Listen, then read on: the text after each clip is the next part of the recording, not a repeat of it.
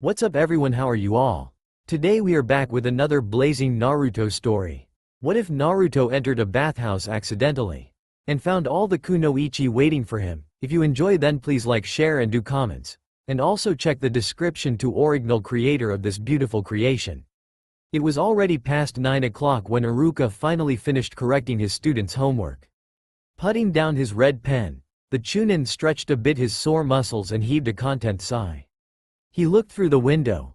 It was already pitch dark outside and the moon could be seen through layers of misty clouds in the starless sky. Was it already that late? It sure had taken him more time than he had first expected. He was probably the only living soul still inside the academy at that hour. Again, the Chunin mused tiredly as he started to put together his belongings. Not that he minded it. The job had to be done and he hated grading at home anyway. And it wasn't so bad either to finish this late because it meant he was going to stop at the local bathhouse to reward himself for his hard day of work. That thought brought a small, tired smile to the brown-haired man's lips. When Amino Iruka stayed past 8 o'clock at the academy, he always went to the bathhouse to relax into the hot spring a bit before heading home. At first, he had only indulged into these bathing sessions once in a while at the end of especially rough days, but over the years it had slowly become a habit for him to go to the bathhouse whenever he left work after 8 o'clock. At these hours, public baths were usually less busy and Iruka liked it that way. It wasn't that he was shy to frequent bathhouses, but he was a bit prude and preferred, when it was possible, taking his bath alone. So Iruka left the academy and quietly headed for the bathhouse. At this late hour, streets were mostly empty and a peaceful quietness seemed to rule over the usually busy ninja village. The Chunin sighed contentedly as he walked through the deserted streets, fully enjoying that quiet atmosphere even if people seemed to think of him as a loud person. He frowned at the thought. He had gotten that unfair reputation during the period of time that academy teachers liked to refer as the Naruto days. The blonde teenager sure had known ways to drive him mad back then. The Chunin smiled with nostalgia at the thought. Naruto? The blonde had grown so much over the years. Iruka remembered the time when the ramen lover used to cling to his hips and hug him so childishly.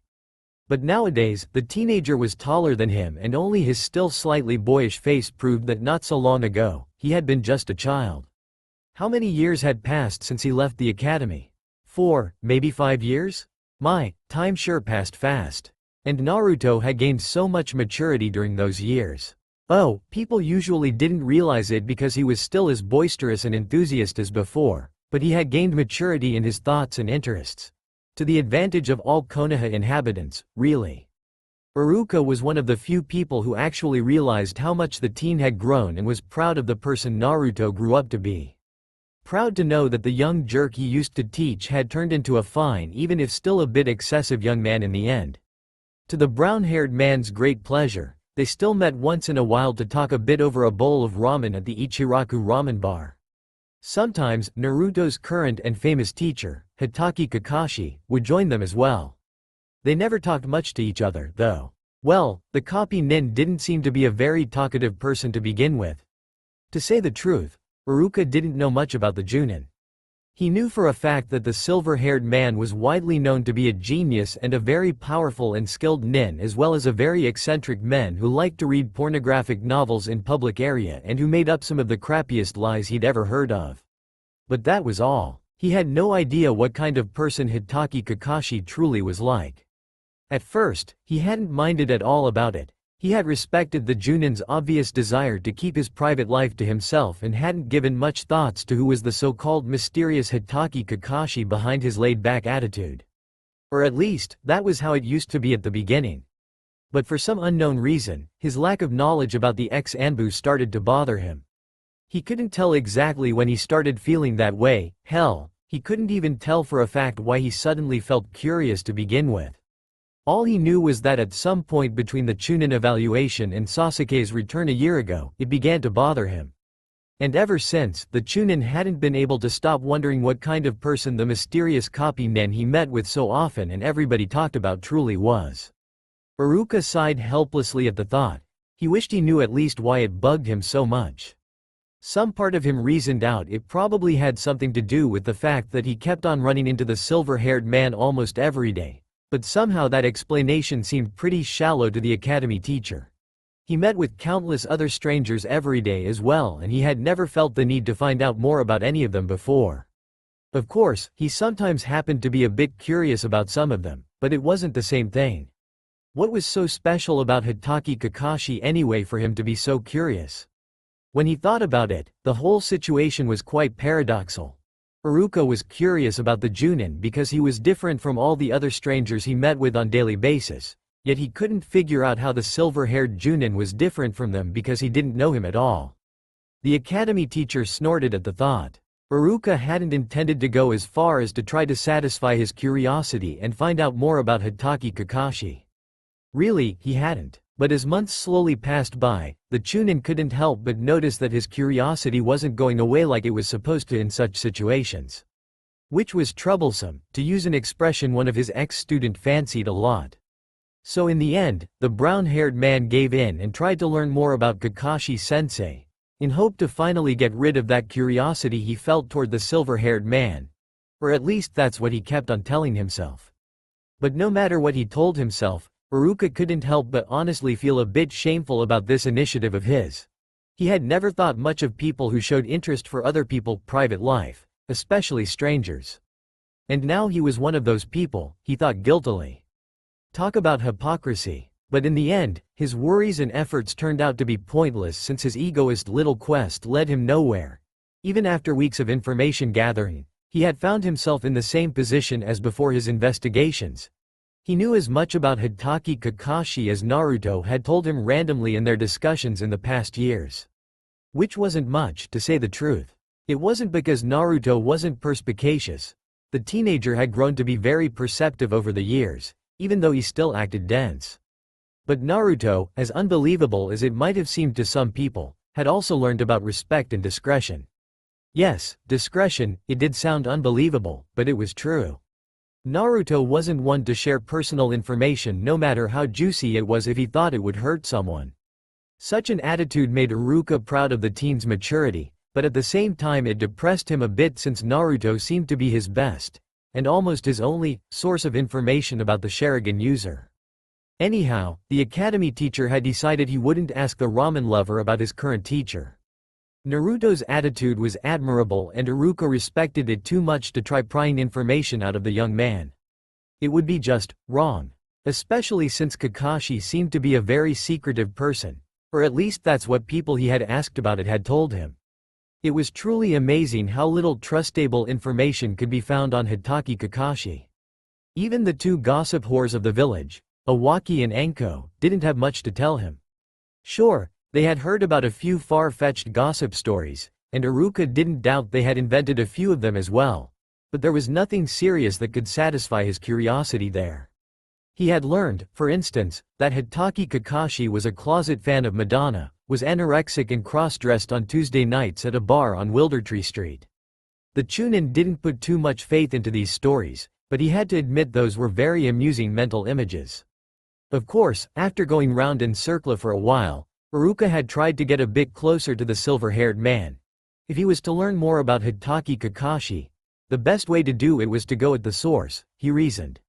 But it didn't work out pretty well. To the brown-haired man's regret, Kakashi-sensei didn't seem to like him much.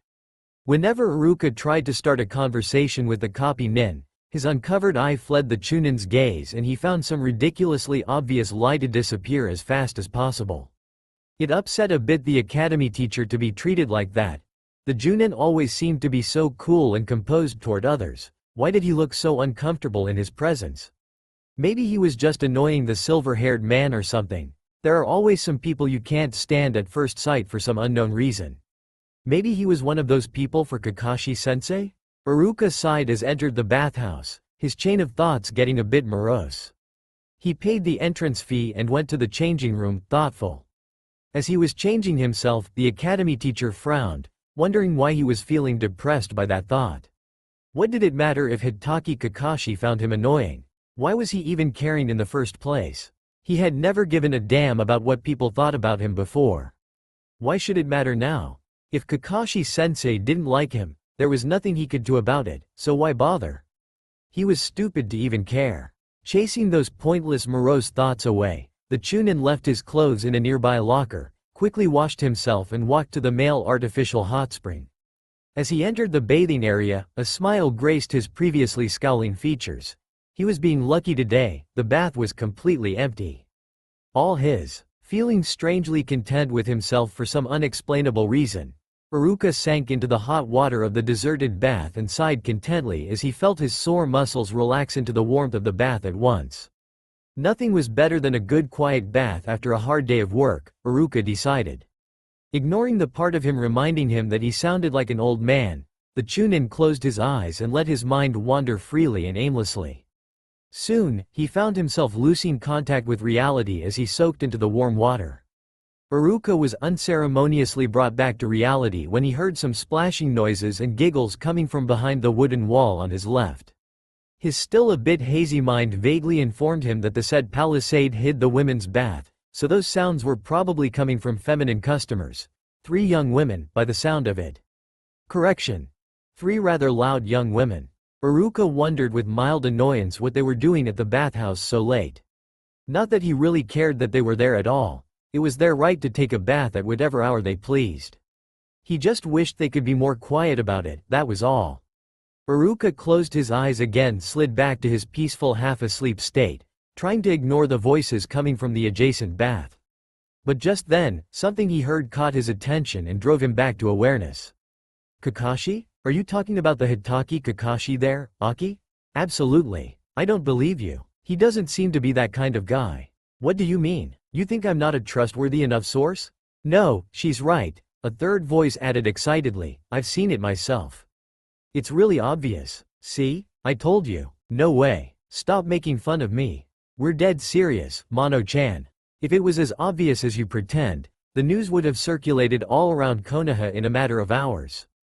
As if the famous Hitaki Kakashi could fall in love without anyone talking about it. Those words got Iruka's eyes shot open at once. What? In love? Hitaki Kakashi? For some unknown reason, the brown-haired man suddenly felt fully aware and alert. His curiosity winning over his tiredness and his pride, the Chunin listened shamelessly to the 3 women gossiping on the other side of the bathhouse wall. The news hasn't come up yet, the first woman answered almost secretly. We've kept it to ourselves until now, but I think more and more people are starting to suspect it. A few Chunin working with me at the mission room might have noticed it as well. It's only a matter of time before the news spreads out. Yeah, this is all exclusive stuff we're sharing with you. Even Enko-san is not aware of it. And she's gonna be so green with jealousy when she learns we knew before she did. The woman named Aki laughed evilly. Ah, stop torturing me like that already and tell me more about it. Mono whined loudly. Ah, but you have to swear you won't spill it, okay? Why, I wouldn't even dream of doing that. Okay then, the third young woman said with excitement. We've seen him. It was so obvious it's a wonder nobody has noticed it before. Well, it's true that he has a mask that hides most of his facial expressions, but... Cut it already, Renyu.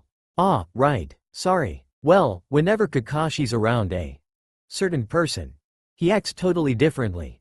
He loses his cool attitude and gets all shy and intimidated. No, yes, he can't even manage to talk to that person correctly. Right, Aki-chan? Yeah, we've seen it several times. Whenever that person speaks to him, he starts babbling and positively runs away like a schoolgirl. Iruka blinked, stunned by this new revelation. He had never imagined Kakashi-sensei could be that kind of man. To run away in front of his crush. How so? Un-Kakashi-ish. Wasn't the man always cool and composed? This sure was unexpected. My, he has it hard. You said it, but I don't understand why he should be so shy and afraid about it.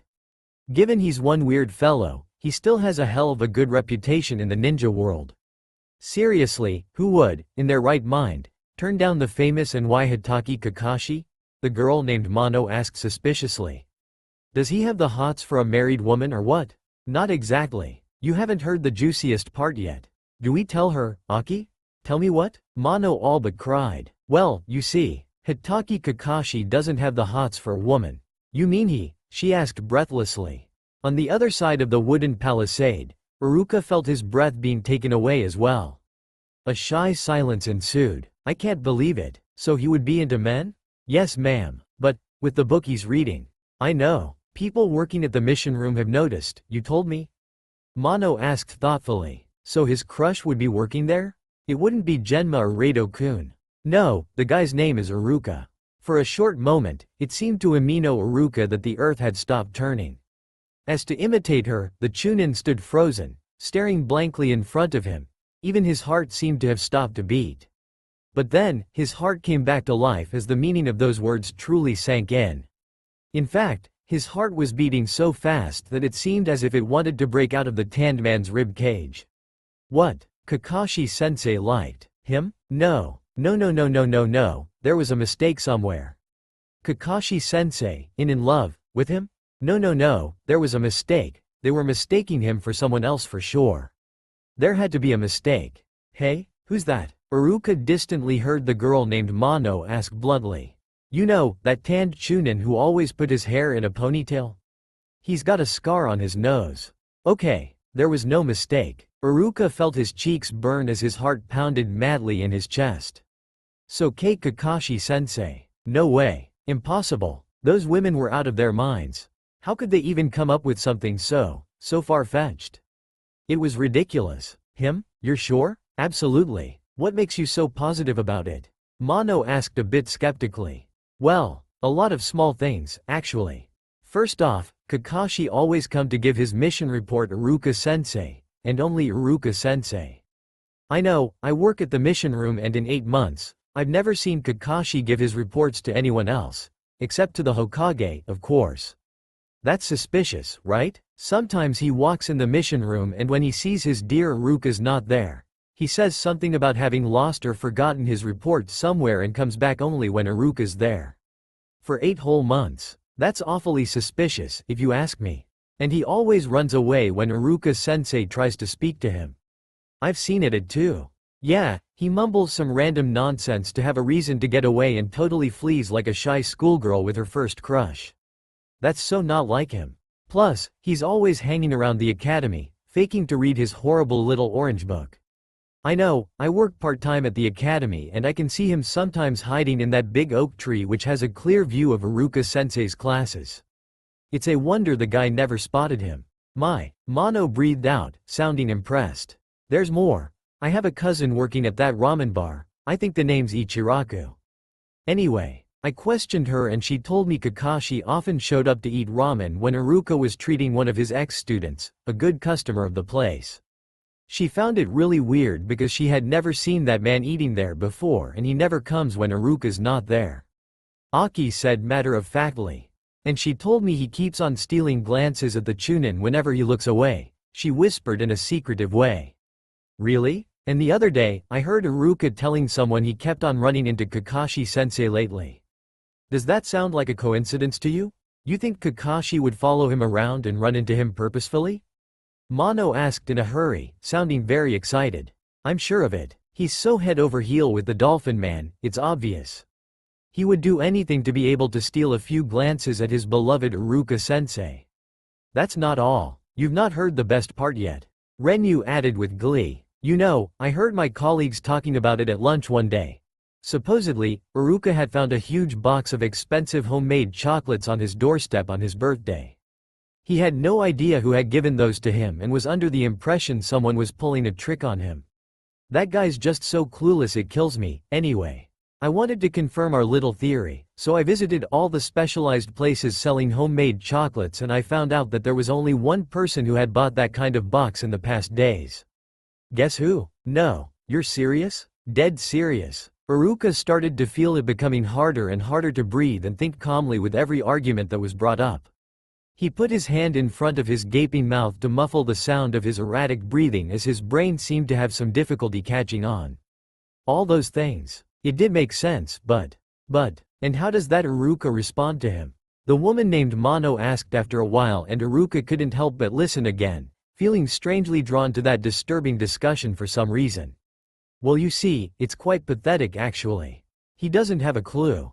What? It can't be. But it's true. How can it be? I mean, with Kakashi-san hanging around him all the time like that? I know, but Iruka is just that kind of guy. He's nice but he can be so dumb at times. How sad. Silence ensued again. Iruka gulped, thinking over all the argument he had heard. So, Kakashi-sensei. Now that he thought about it, everything seemed to make sense. Kakashi's weird attitude, the ramen bar, and the anonymous chocolate box he received. Oh, how could he have been so blind? It was obvious that Kakashi-sensei, that he, with him. At that thought, the Chunin felt heat rise up to his cheeks. Do you think Kakashi's got a chance with that Iruka though? Mono suddenly asked, and Iruka's attention went back again to the discussion. Definitely. Hey? Yeah, we think he's gay. Hey, really? Well, he's 28 and he's never had any known girlfriend. Some people close to him told me he's never dated a girl before. Never. That's definitely not normal, especially since he's otherwise a good match, rather handsome, mature, safe. And he loves children too. And most importantly, he doesn't even seem to be attracted to women at all. Yeah, and we're not the only ones suspecting he might be into men. Anko's under that impression as well. Whoa, wait. Anko thought he. Oh, shit. Iruka passed his hands in his dark hair as panic suddenly overcame him. This was worse than anything he'd imagined. It was common knowledge Anko was the biggest gossip machine of the whole village. What Anko knew, everybody knew. Now the whole village was ought to think he was gay. Oh God, what had he done to deserve that? She told me as well that Iruka has shown a very suspect interest in Kakashi lately. The woman giggled and Iruka suddenly felt like banging his head against the wooden palisade. He truly was the biggest jerk of the town. Of course, his sudden curiosity about the silver-haired man couldn't have gone unnoticed for long. It was ought to be discovered sooner or later by Anko or Iwaki. They knew everything that happened in that damn village. Who had he been kidding anyway, telling himself that nobody would notice anything if he was subtle enough? Subtle enough. They lived in a goddamn ninja village. The whole village was full of paranoids who spent already far too much time imagining plots, let alone discovering truths. If he would have been able to, the academy teacher would have hid himself under a rock and never showed up again.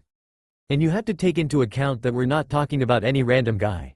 We're talking about the famous Sharingan Hitaki Kakashi. Seriously, who in their right mind would turn down such a guy? Aki pointed out with a touch of a leer. Yeah, and he's so white too. So cool, so mysterious. Mono giggled. And I heard he's quite handsome under that mask of his. Handsome, you say? Ha, he's drop dead gorgeous. Aki burst out. Really? The two women asked with obvious interest. I've got first-hand info about it, she said smugly. My cousin working at the ramen bar got to see his face twice. Wah, she's so lucky. Yeah, no, the one who's lucky is Iruka-sensei, they all giggled. It's a shame he's too clueless to even take advantage of his luck. Speaking of which, have you heard about Yagami-kun? Heard what? And so on went their carefree discussion, but Iruka wasn't even listening to them anymore. Instead, he was thinking hard about what he had heard, replaying every word of that strange discussion he had spied on. So Kakashi had feelings for him? He would have never imagined. But it did, after all, make sense. It was just so sudden, so unexpected. That revelation left the Chunin strangely numb for some reason. As if he couldn't get accustomed to the idea. To think he had thought the Junin hated him. It was almost funny, in a strange, disturbing kind of way. Then, the academy teacher's chain of thought went to the lastest, and perhaps the most troubling, part of the discussion, and he frowned, feeling suddenly uneasy. Could he be gay? Sure enough, he had never truly felt attracted to a woman before, but that didn't mean he was automatically homo. Of course not. And it was not because those gossipers thought he was gay that it meant they were right about it. But, strangely enough, the thought of being gay didn't disturb him as much as it should have. Nor did the idea of going out with Kakashi-sensei. Kakashi-sensei. Iruka felt his cheeks blush even more at the thought of the man. He still couldn't quite believe the famous silver-haired man liked him that way. It was so unexpected, so fast. Those thoughts left the Chunin with a strange knot of mixed feelings in his gust. Iruka truly needed some time to think it all over. To decide what he would do about it. Yeah, he needed time. Silently, so that the three women in the adjacent bath wouldn't hear him, the brown-haired Chunin left the hot spring and went to the changing room, a thoughtful frown marring his features. Is he gone? Yeah, he left the place. The woman named Aki answered coldly. At once, the three naked women gossiping in the hot spring exploded into clouds of smoke. Revealed two young men and one young Kunoichi in swimming trunks. Wah! It's so unfair. Why did I have to play Mono? She was the dullest character. Naruto whined loudly, stretching his muscled arms behind his head. So you wouldn't screw up, was Sasuke's straight answer. Why you? Do you think it'll work? Interrupted the pink-haired woman anxiously. That's what we'll see soon. We did what we could. Now it's up to them to sort out their feelings. Let's just wait and see what happens, Naruto grinned, sinking deeper into the water as he let his whole body melt into the warmth. Ah, this bath is sure nice. Naruto, you jerk, this is a women's hot spring. So what? There's nobody around, idiot, Sakura yelled, punching the blonde boy on the head. Let's just hope it'll work out, Sasuke said quietly to no one in particular as Sakura was trying to beat the hell out of a whining Naruto. That night, Hitaki Kakashi kept on sneezing for some unknown reason. He would buy some cold medicine first thing in the morning, he decided. Have you noticed? Noticed what? The four children were sitting on the sun-bathed grass outside the ninja academy, eating their homemade lunch while chatting sociably. They preferred eating outside when the weather was nice like that. Plus, the cafeteria was always so full it was hard to find a place to eat anyway. Iruka-sensei, the red-haired girl explained quietly, he's acting weird today. Of course I have. It's so obvious. Her friend answered in an exasperated tone and the dark-haired boy sitting beside her nodded seriously. The fourth child stared at them in turn, a puzzled expression showing on his boyish face. Hey, really? I've noticed nothing. You would have if you hadn't slept all the time, Taro. Heh, I guess so, the boy named Taro laughed sheepishly. You only woke up when the bell rang too. And after that, you wanted to borrow my notes again. The brown-haired girl added on an annoyed tone. It's not my fault. The boy protested weakly. Iruka-sensei didn't wake me up. See? I told you he's been acting weird. Iruka-sensei usually doesn't let ANY1 sleep in his classes. There's definitely something wrong with him. You think he's sick? The soft-spoken girl asked anxiously. He's not sick, he's just distracted. Hey? Distracted? Iruka-sensei? Taro asked incredulously. Yeah, he spaces out a lot and keeps on looking through the window. What do you guys think's going on? Maybe he just wants to go play outside as well? Stop saying stupid things already, Taro. The brown-haired girl snapped at her friend with annoyance. Hey, do you think he would notice if we skipped class this afternoon? The dark-haired boy suddenly spoke up hopefully. Hey, you're crazy, Yaruha. What? In his state, he probably wouldn't even notice we're not there. And what if he caught us? Caught you doing what? The four children sprang around, breath taken in their little throats. Leaning over them, Amino Iruka was watching them sternly, his hands on his hips and a scowl on his mouth. And nothing, they tried to convince him uneasily, fidgeting guiltily under the brown-haired man's piercing stare. Their teacher gave them a skeptical look. I hope so for you, the man commented dryly. At the sight of the obviously guilty faces the children gave him, Iruka had to suppress an amused smirk. Children were so cute sometimes. What are you doing outside? It's chilly. Shouldn't you be eating at the cafeteria with the others? He asked them with mock suspicion and the children visibly relaxed. No, the cafeteria's always loaded. Plus, they're serving fish today and their fish smells like boiled socks. The brown-haired girl grimaced and her friends voiced fervently their agreement. Iruka's eyebrow raised with amusement at the original expression. Deciding to ignore the small voice in him that wanted to ask the child what did boiled socks smell like, Iruka told the kids to watch out not to catch a cold and the four-student nodded seriously, obviously relieved of the turnout of the discussion. The academy teacher was about to walk away when the red-haired girl spoke up. Anyo, Iruka-sensei? The girl asked hesitantly. What is it, Juori? The brown-haired man replied on an encouraging voice. I wanted to know, are you sick, sensei? Sick? Iruka stared at the small girl, surprised. No, I'm not. Why do you ask? Well, you look a little weird today. The shy girl explained quietly. Yeah, her friends agreed at once, suddenly looking both excited and curious. Yeah, you've got this blank look on your face, as if you were thinking about something very, very far away. Really? And you keep on staring at the big tree outside. That last comment took Iruka aback and a small blush rose to his cheeks. The tree, he muttered to himself. Was I? Hey, why are you blushing, Uruka-sensei? His student asked him, confusion and mild worry showing on their young faces. At the sight of their perky faces, Uruka fought his blush away, determined not to worry his students over such stupid issues. You don't have to worry, I'm fine. I'm just a bit tired, that's all, the academy teacher answered casually, giving them his most honest smile, and it seemed to convince the kids, to Uruka's relief. Before his students could ask him anything else, the Chunin smiled and walked away, intending to go back to his classroom to eat his own lunch and prepare his afternoon classes. Just before entering the academy, the teacher looked back at the kids, who were whispering to one another in a quite suspicious way. You guys better not try to skip class, he warned them loudly through the recess yard, glaring sternly at them. With some satisfaction, he saw them stop whispering and turn around to look at him with guilty eyes, squirming uneasily under his gaze.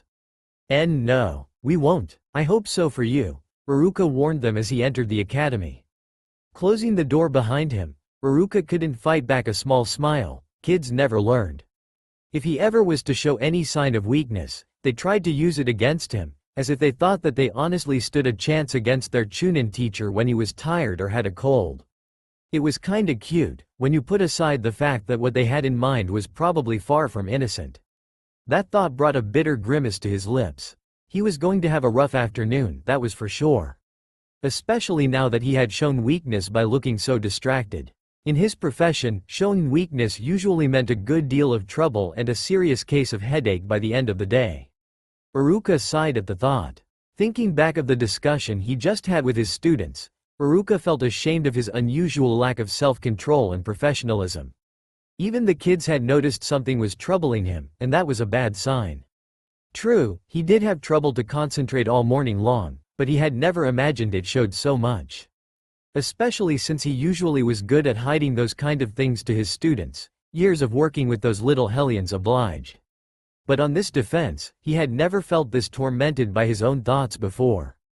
Damn those gossipers for messing with his mind. Ever since he had overheard their stupid discussion the night before, he hadn't been able to get it out of his mind. Their words were following him everywhere, haunting him like the plague.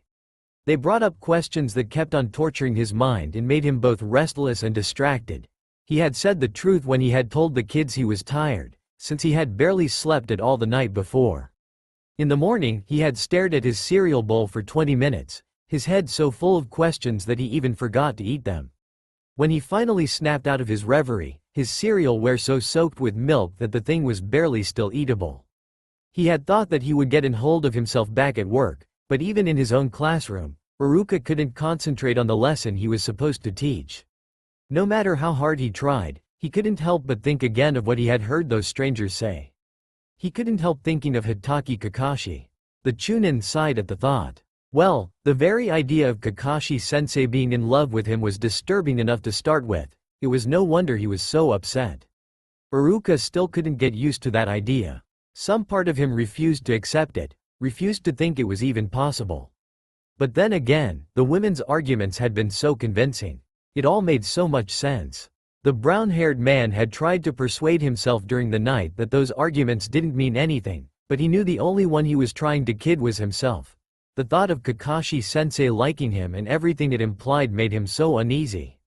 He had never been placed in such a situation before and had absolutely no idea how he was supposed to act toward the silver-haired man now. Should he do as if nothing happened? Should he ignore him, or should he confront him? And if he did, what was he supposed to tell him? He didn't even know what he felt about the whole thing, so how was he supposed to know what to do about it? Uruka sighed with frustration at the thought. The more he thought about it, the less he knew what to do. And unfortunately for him, it was not the kind of thing you can stop thinking about so easily. Hey, you didn't learn every day that someone you believed hated you, was head over heels in love with you. Uruka kept on telling himself that it was only normal to be thrown off balance by such news. Yes, it was probably a normal thing. He hoped it would end up soon. Feeling mentally exhausted by all that thinking, the academy teacher entered the deserted classroom and sat heavily on his wooden chair, rubbing his temples. Looking up, he saw his homemade bento waiting for him on the corner of the desk and felt something sink in him as he remembered he had come back to the classroom to eat his own dinner. Somehow, all this thinking drained him not only of his energy and concentration, but of his appetite as well. He gave a half-hearted regretful look to his lunch. The truth was he wasn't feeling like eating at all. On the other hand, he couldn't let it go to waste like that would be wrong. Iruka contemplated eating it for supper. That way, he wouldn't have to cook. But he didn't like much eating a cold lunch for supper, it didn't seem appropriate. Then, the thought of sharing it with his co-workers came to his mind. His fellow academy teachers were probably eating together at the teacher lounge, sharing anecdotes and thoughtless blah blah as they usually did during the lunch break. He could pay them a visit. Not that visiting them tempted him a lot, but it might distract him a bit from his never-ending questioning. Definitely, it was worth a try, he thought as he got up and took his bento with him to the teacher's lounge. At this point, any distraction was more than welcome. As he passed in front the classroom's immense window, his eyes drifted to the landscape, stopping absent-mindedly on the big oak tree that was standing in the middle of the courtyard. When he realized he was staring at the said tree, he mentally slapped himself, feeling a bit ashamed for some unexplainable reason. He didn't know why, but since he learned that Kakashi used it to spy on him, he had felt an irresistible longing to look at it. Even the kids had noticed it. Maybe he secretly wished to see Kakashi hiding in it. Wait, that was just ridiculous. Iruka tore his eyes away from the tree and left the classroom, heading for his co-worker's hideout. As he approached his destination, he heard his fellow academy teachers' voices getting louder and louder in the student-free academy, even thought they were obviously trying to keep their voices low. They were probably shamelessly ruining someone's reputation again. The thought brought an amused smirk to Iruka's lips. Oh, what they said was not exactly mean or dangerous. Well, most of the time, it wasn't. It was just gossip after all. Whatever unbelievable or shameful story they came up with, it only interested them for a short while and was soon forgotten afterward. You could say that it was kind of their hobby. Some people liked to do ikebana, others enjoyed gardening. Iruka preferred reading books. As for the academy teachers of Konoha, they just loved to share rumors and speculate about people's private lives. It was their thing. Iruka had never been much of a gossiper himself and preferred staying away from their discussions, so they wouldn't force him to voice out his opinion concerning the latest juicy news they'd heard. That was one of the reasons why he used not to eat lunch with them to start with. He knew pretty well that by not staying at the teacher lounge on lunchtime, he gave his colleagues the occasion to talk about him behind his back, but he couldn't care less. It wasn't like there was anything to say about him to start with. He was probably the most normal and ordinary chunin in the whole village. Some even qualified his lifestyle to be dull or boring. The brown-haired man hardly ever did or said anything that could raise suspicion or shock anyone. He would be damned if they found something scandalous to say about him. And even if they did, Iruka liked to think that what people thought of him didn't matter much to him anyway. He was about to knock when he clearly heard his name somewhere in their discussion, which surprised him. They were talking about him? What for? At once, his amused smile was replaced by a slight frown as he stopped dead on his track. He had not intended to eavesdrop, especially after what happened yesterday evening. He couldn't help but listen to what they were saying, his curiosity getting the best of him. That's so unlike him. You think he's sick or something? Amino Iruka, sick? You must be dreaming. Someone commented dryly and a few people could be heard snorting. Maybe he overdid it, he snapped. He burns the candle at both ends, that Iruka. It was bound to happen one day or another. Don't draw a conclusion from it too fast. He might just be a little tired for all we know. It's human after all. Since you're talking about it, have you ever seen him tired before? I tell you, that guy's not normal. There was an annoyed sigh. Oh, don't bring it up again. I've had enough of it already. No, seriously. We are in the best position to know how watching over pre-genin is demanding, right? All of us, we all snapped at a time or another. Right? There was a murmur of agreement. But that Amino guy hasn't. He's never lost it. In 9 years of teaching, he has never lost it. Always so controlled and strict. Always well organized and fresh looking, even when everybody else is overworked. That's definitely not normal. Nobody could endure that much and still be nice and everything. I tell you, there's something out of place with him. Iruka's eyebrow rose in the air skeptically. He never thought Higari-sensei, because he was pretty sure that was Higari-sensei's voice, felt that way about him. Not that he truly cared of what that guy thought of him. He has always considered him to be a moron anyway. Iruka felt sorry for the students Higari was assigned to. Yeah, I always thought he was a bit fishy. Are you listening to yourselves? You're talking about Iruka like he's unpleasant just because he can cope better than you do with this job stress. I think he's a nice guy. We're not saying that he's not nice, but now that you said it, Higari-kun, Iruka always seems so perfect, so in control. And not only him, but his classes too. It's annoying somehow. And he's never slipped before too. Unbelievable, isn't? Well, that might explain why he's acting so weird today, someone muttered in a mysterious voice. Being distracted, spacing out like that. He might be about to snap. Iruka's frown deepened. Was he as distracted as his coworkers were alluding? Did it show that much? It was one thing for his students to notice, but his coworkers. You think so? Inquired an obviously worried woman. I bet he's not able to keep his mask in place anymore. I tell you, we'll see the true Iruka soon. Higari-sensei burst out almost proudly. Behind the lounge door, Iruka rolled his eyes with exasperation. Oh God, that guy was such a jerk. Don't you think you're pushing it too much? Said a voice Iruka recognized to be Utaru's, the purple-haired woman teaching in the classroom next to his. You make him sound like he's a monster or something. Okay, he's a bit strange, but he seems to be a nice and caring person on the whole. His students seem to love him too. The brown-haired Chunin eavesdropping outside the teacher lounge suddenly felt his appreciation of Utaru-sensei raise of a few notches. But we don't know what he does to them in the classroom, don't we? Higari muttered sneakily. Are you trying to say? Oh, come on, you're overdoing it. After all, Sandame had the highest esteem of him. Well, it never came to your mind that it might be the reason why he got his post to begin with? Iruka had heard enough. Just then, he knocked on the door and, without further warning, entered the room. In the teacher's lounge, everyone froze and a tense silence fell on the small group of Chunins at his sudden and quite unexpected appearance. Everybody seemed to hold their breath, waiting for something. The fact that they didn't even know what they were waiting for only increasing their wariness. A question was written all over their faces. What had he heard exactly? So they wouldn't imagine he had been spying on them.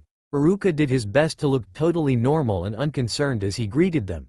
Although it was hard to resist the urge to burst out laughing when he looked at Higari-sensei's shaken face, which was suddenly suspiciously pale. Not so courageous anymore, was he? If he wouldn't have been aggravated by their immaturity, he would have felt sorry for them, seeing their obvious uneasiness. But, if they wouldn't have been so absorbed by their discussion, they would have felt him coming. There were supposed to be shinobi, after all. As far as he was concerned, they had it coming.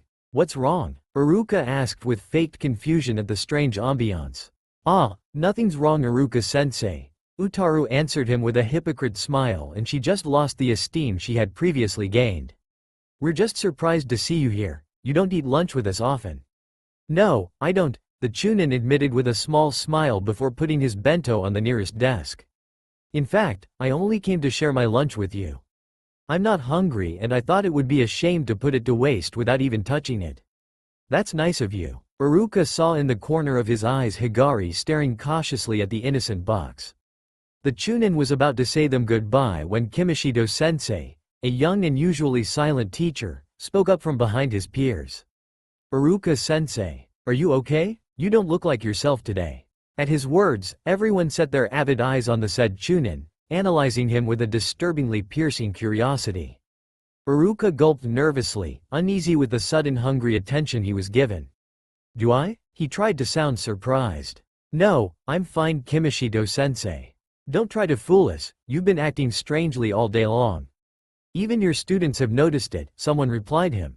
Iruka sighed, rubbing absent-mindedly the bridge of his nose. Why did they all have to make a big story out of it? They needed to get themselves a life. You know, you can go home if you feel you're about to slip, Kimishito said tactfully, eyeing him cautiously.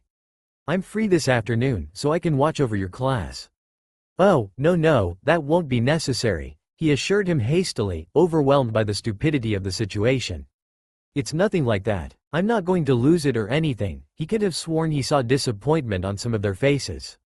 So what's bothering you? Someone asked frankly. Iruka hesitated. There was no way the brown-haired Chunin could tell them he was distracted because he just overheard the most mysterious and famous Junin in town was in love with him.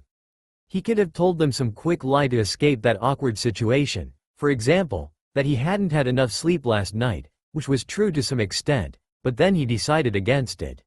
Why did they need to know what was bothering him anyway? It wasn't their business, and he sure as hell wasn't going to satisfy their curiosity, even with made-up excuses. Let's say personal matters, the Chunin answered impassively, hoping they would be satisfied with that explanation and wouldn't harass him further. Some part of him doubted it, though. Is that so? Is there anything we can do to help you? Kimishito-sensei asked him. No, I don't think so, Iruka answered shortly, frowning at their annoying insistence. He hoped they wouldn't imagine themselves some far-fetched scenario with what he just told them, but judging by the aroused curiosity that was lighting up their faces, his situation was already beyond repair. Iruka inwardly sighed. At least speculating on which aspect of his private life was disturbing him would keep them busy all the afternoon long, and even the next day if he was lucky enough.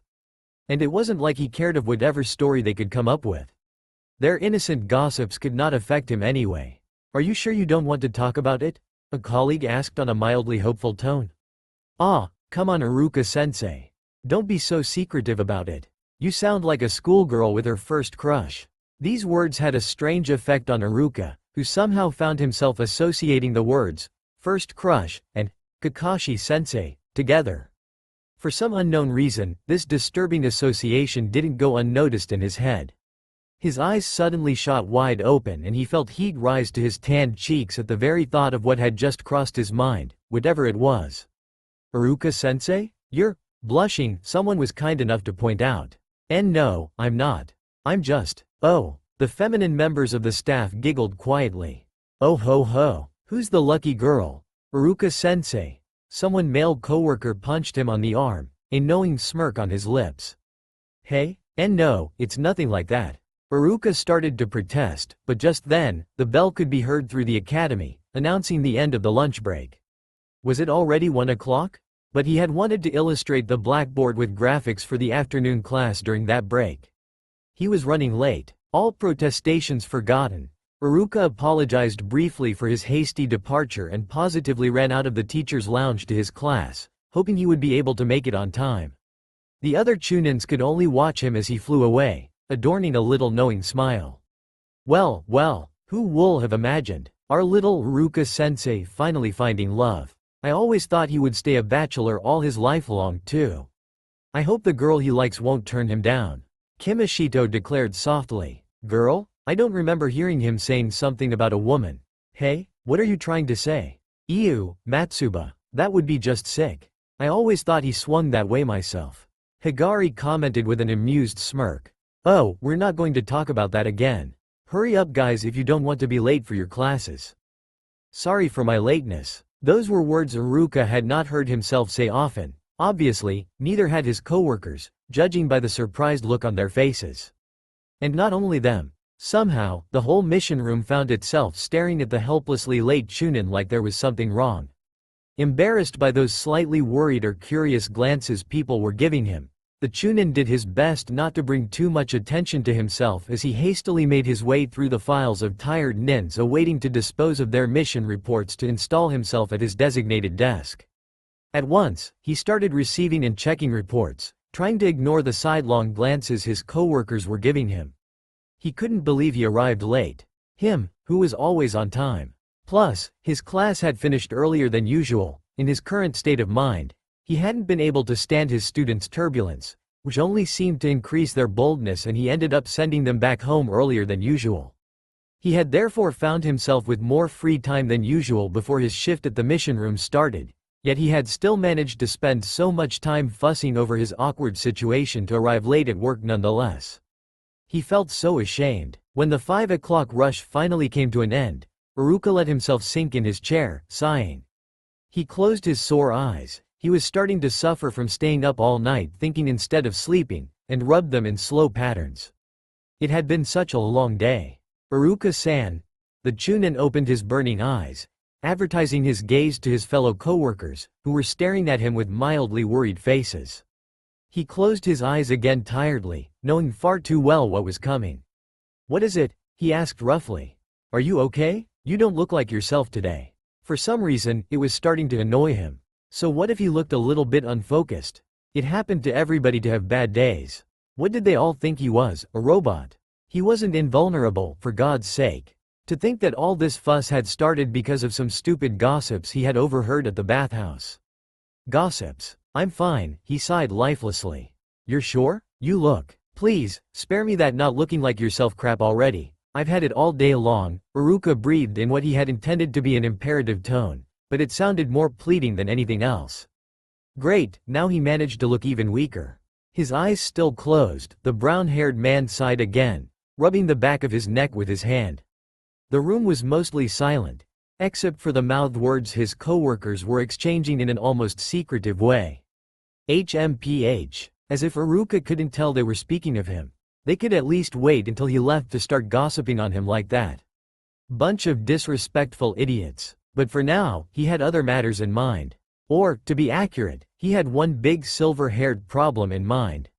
What was he supposed to think of all of this? And what if he was fussing over some made-up story? After all, it was only a gossip.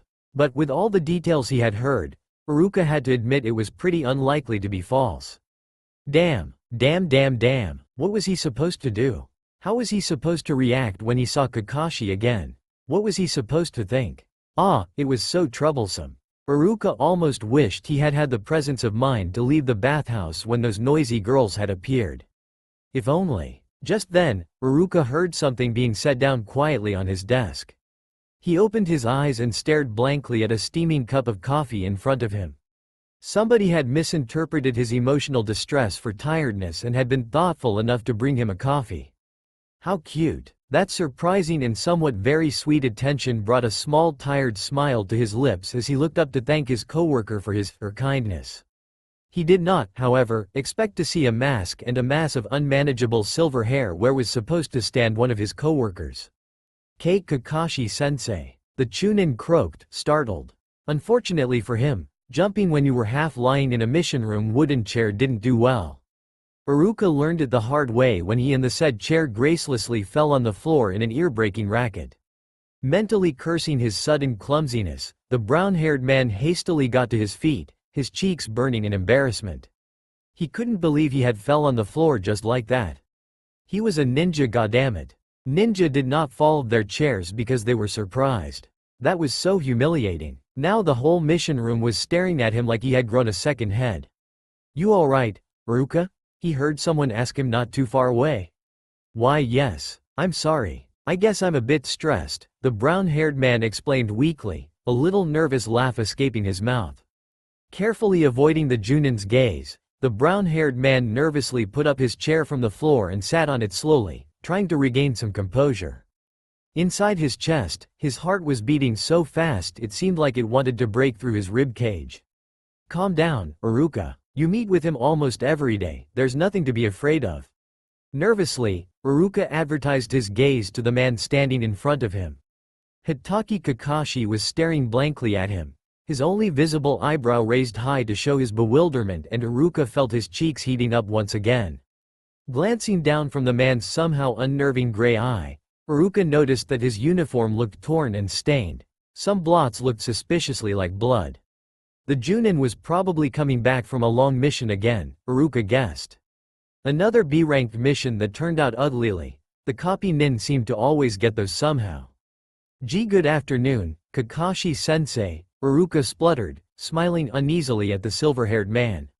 Yo, the Junin answered casually, looking like his nonchalant self. There was a short uneasy silence. Thanks a lot for the coffee, the Chunin managed to say half-heartfully, a painful polite smile on his lips. The Sharingan user said nothing. Silence stretched on between them once again, and when Kakashi realized that Iruka was waiting for him to say something back, he looked away. I decided to grab a coffee on my way here, but you look like you need it more than me, the ex-Anbu said on his usual bored tone, as if it was the most trivial thing in the world. As if nobody would think of grabbing a coffee just after coming back from a long mission. They usually went straight home, took a shower and went to bed. Kakashi-sensei probably showed up to hand in his mission report and, seeing the state he was in, decided to go buy him a coffee. That simple idea made Iruka's guts flutter in the weirdest way. And why did it sound to him like Kakashi was trying to justify himself? Was he imagining things? And why was he looking away like that anyway? Could it be that he was embarrassed? Then, why you shouldn't have, Iruka said uneasily, willing all those questions and speculations away from his mind. There was another shy silence. Then Kakashi dug from one of his pocket a mission report and handed it to him. Iruka took it silently, checking it absent-mindedly. A long mission, just like he had thought. For those, nins were usually given extra time to back home and rest a bit before submitting them in. And Hitaki Kakashi wasn't exactly known for submitting his reports on time either. Moreover, that report obviously looked like it had been done in a hurry very recently, like on the corner of a coffee table, as its owner was passing his order. Was that a coffee stain on the corner? Iruka's throat tightened painfully and his heart pounded harder in his chest. Everything looks in order. Thank you for your hard work, he declared quietly, his eyes never leaving the sheet. He felt more than he saw Kakashi nod slowly. The Junin stayed there a moment silently, as if he was about to say something. In the end, he turned around and left without saying a word. Okay, it was now official. The verdict fell on Iruka like a ton, leaving him breathless as he watched helplessly the Junin's back go away. Hitaki Kakashi was in love with him. How could he have been so blind all that time? It was obvious. So obvious he felt a bit shameful for not noticing it before now. All those clues and strange reactions pointed toward the same logical conclusion. A very sudden conclusion Iruka found himself trying to digest on his mission room wooden chair on a sunny Tuesday evening. He was staring distantly at the not-so-warm anymore coffee the copy nin had just so kindly given him, his cheeks still wearing a slight blush, unaware of the agitated whispers and the long amused glances his coworkers were already exchanging. The rest of the shift passed under his eyes and, before he knew it, he was standing outside his apartment's door, staring at it blankly. Sighing, he leaned his back against it, looking at the stars absent-mindedly. So what now? Somewhere in Konoha, another man was sighing as he stared at the sky, the soft caress of the wind making him shiver lightly under his soaked bathrobe. If only. Iruka was sipping his tea slowly. He did not have often enough time to enjoy a cup of tea like that in an authentic Kisoten tea house. Between academy work, mission room duties, random C-ranked missions and Naruto, he seldom had time to himself these days. It was such a pity because it felt truly relaxing to take the time to just appreciate time. He wasn't sure it made sense, but he didn't truly care. All around him, people were chatting sociably in a low tone, their voices melting together to create a very unique orchestra, where cacophony and harmony couldn't be told clearly from one another. Strange, how those voices felt somewhat reassuring.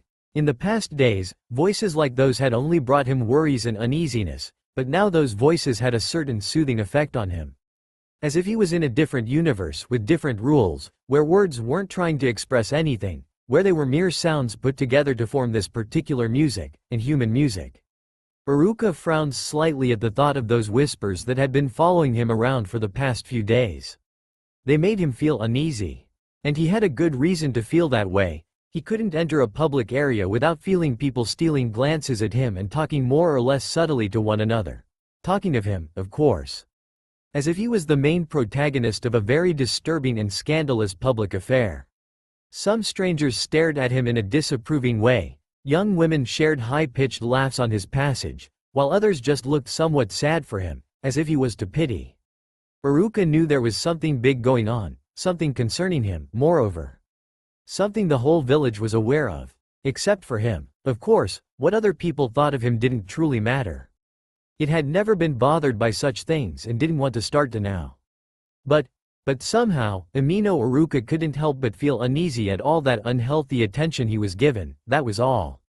After a while, Iruka had come to the logical conclusion that there was probably some mildly sensational rumor going on about him. Which, when you thought about it, wasn't such a big deal. In spite of his young age, the brown-haired man knew well human nature, and he knew gossips usually didn't last long. People grew bored of them after a while, since there's a limit to the time you can spend commenting the same useless little piece of information. Of course, the fact that he was known to be such a normal, boring person probably brought even more attention to himself, now that there was something scandalous to say about him. It made it all even juicier, Iruka contemplated a bit bitterly.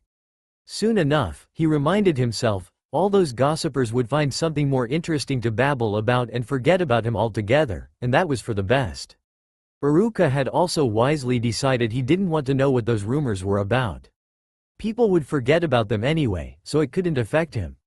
And if it couldn't affect him, there was no point knowing what kind of horrible and or possibly sick story someone had come up with and spread through the village. Plus, he had already heard people gossiping about himself before and certainly did not want to renew the experience.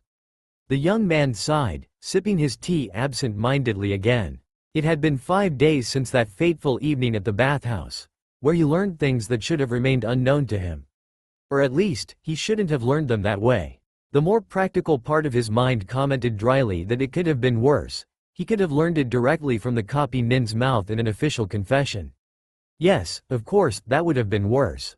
But surely enough he could have learned it in a softer way. How, he didn't know, but he firmly believed it could have been possible.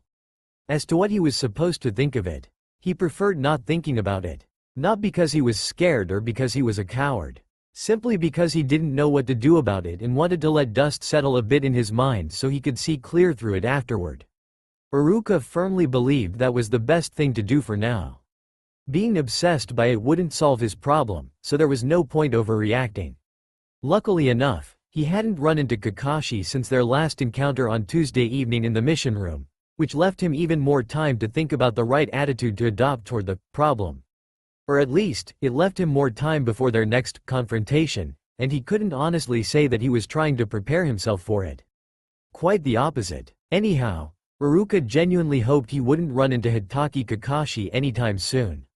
It was funny actually, to think that merely a week ago, he had been trying to get closer to the man and that he was now wishing to stay as far as possible from the famous Junin. Iruka snorted at the thought. Life was so ironical sometimes. As he took another sip of his tea, the Chunin looked at his watch and sighed. Slowly, he paid for his order and left the quiet cacophony of the Kisoten, making his way to the mission room to start his shift. On his way to his workplace, the academy teacher tried his best to ignore people who stared at him and whispered on his passage, keeping his gaze steady to the road under his feet. Soon enough, he reached the mission room's transparent doors, through which he could see the room buzzing with people chatting to one another sociably, although only a few of them seemed to be waiting to hand in their mission reports. They were probably waiting for something else. Or someone else. Damn, and now he had become some kind of show even at his workplace. Sighing heavily, Iruka entered the room. When he made his entrance, the whole room fell strangely silent for a short moment before returning to its previous noisiness, people pretending to be there for a reason or another. Doing as if he hadn't noticed people staring more or less subtly at him, Iruka seated himself at his desk and started his shift as if there was nothing wrong. They would grow bored of him soon, he kept on telling himself. Soon enough, the afternoon passed by atrociously slowly for Amino Iruka, who did his best to seem oblivious to people's sudden interest for him. Not that he fooled anyone, but at least if he kept up pretending he didn't notice their curious glacés, they wouldn't harass him with questions. And that strategy seemed to work so far, as nobody had dared to ask him doubtful questions yet. As the end of his shift drew near, Iruka wished for nothing more than being left alone in some quiet, gossip-free place as his ears pounded painfully from all that noise always surrounding him wherever he went. A quiet and isolated place. Like his bedroom, for example. Yes, his bed would be nice. The Chunin surprisingly enough found himself yawning at the thought. He must have been more tired than he had thought. As he was about to finish his never-ending shift, the Hokage's personal assistant, Shizune, showed up. Iruka, like everybody else, was taken by surprise when he saw her walk straight to him and stop in front of him. "Would you be Amino Iruka?" she inquired politely. The whole room suddenly turned very silent, everybody listening avidly to whatever the Hokage's assistant could want with the mild-mannered Chunin. "Yes, I am," the brown-haired man answered as politely. "The Hokage would like to have a discussion with you," the woman announced him, and the academy teacher stared at her, surprised. Rapidly, he overcame his initial surprise and started to feel nervous about this sudden summon. The Hokage, summoning him? This couldn't be good. Her tone had been far too official to mean anything good, he thought anxiously. A febrile murmur passed through the room, the whole mission room now devouring the Chunin with their eyes. Gulping, Iruka silently nodded and followed her anxiously out of the mission room as she led the way to the Godime's office. What was that about? What could the Hokage, of all people, possibly want with him? He was just some average Chunin, and the Godem and him weren't even on speaking terms anyway. Iruka honestly couldn't see what this sudden meeting could be about. Could it be linked to those rumors going on about him? The academy teacher concluded it was probably the case, since he couldn't see any other reason why the Godem wanted to speak with him in private like this. Somehow, that thought didn't reassure him at all. What did she hear about him exactly? Iruka suddenly wished he knew what those gossips people kept on exchanging about him were about. At least he'd know what to expect. Somehow, he had the impression that he was a prisoner waiting for his trial without even knowing what he was charged for. He knew it was stupid of him. Maybe the Hokage only wanted to talk about his students. But somehow he highly doubted it.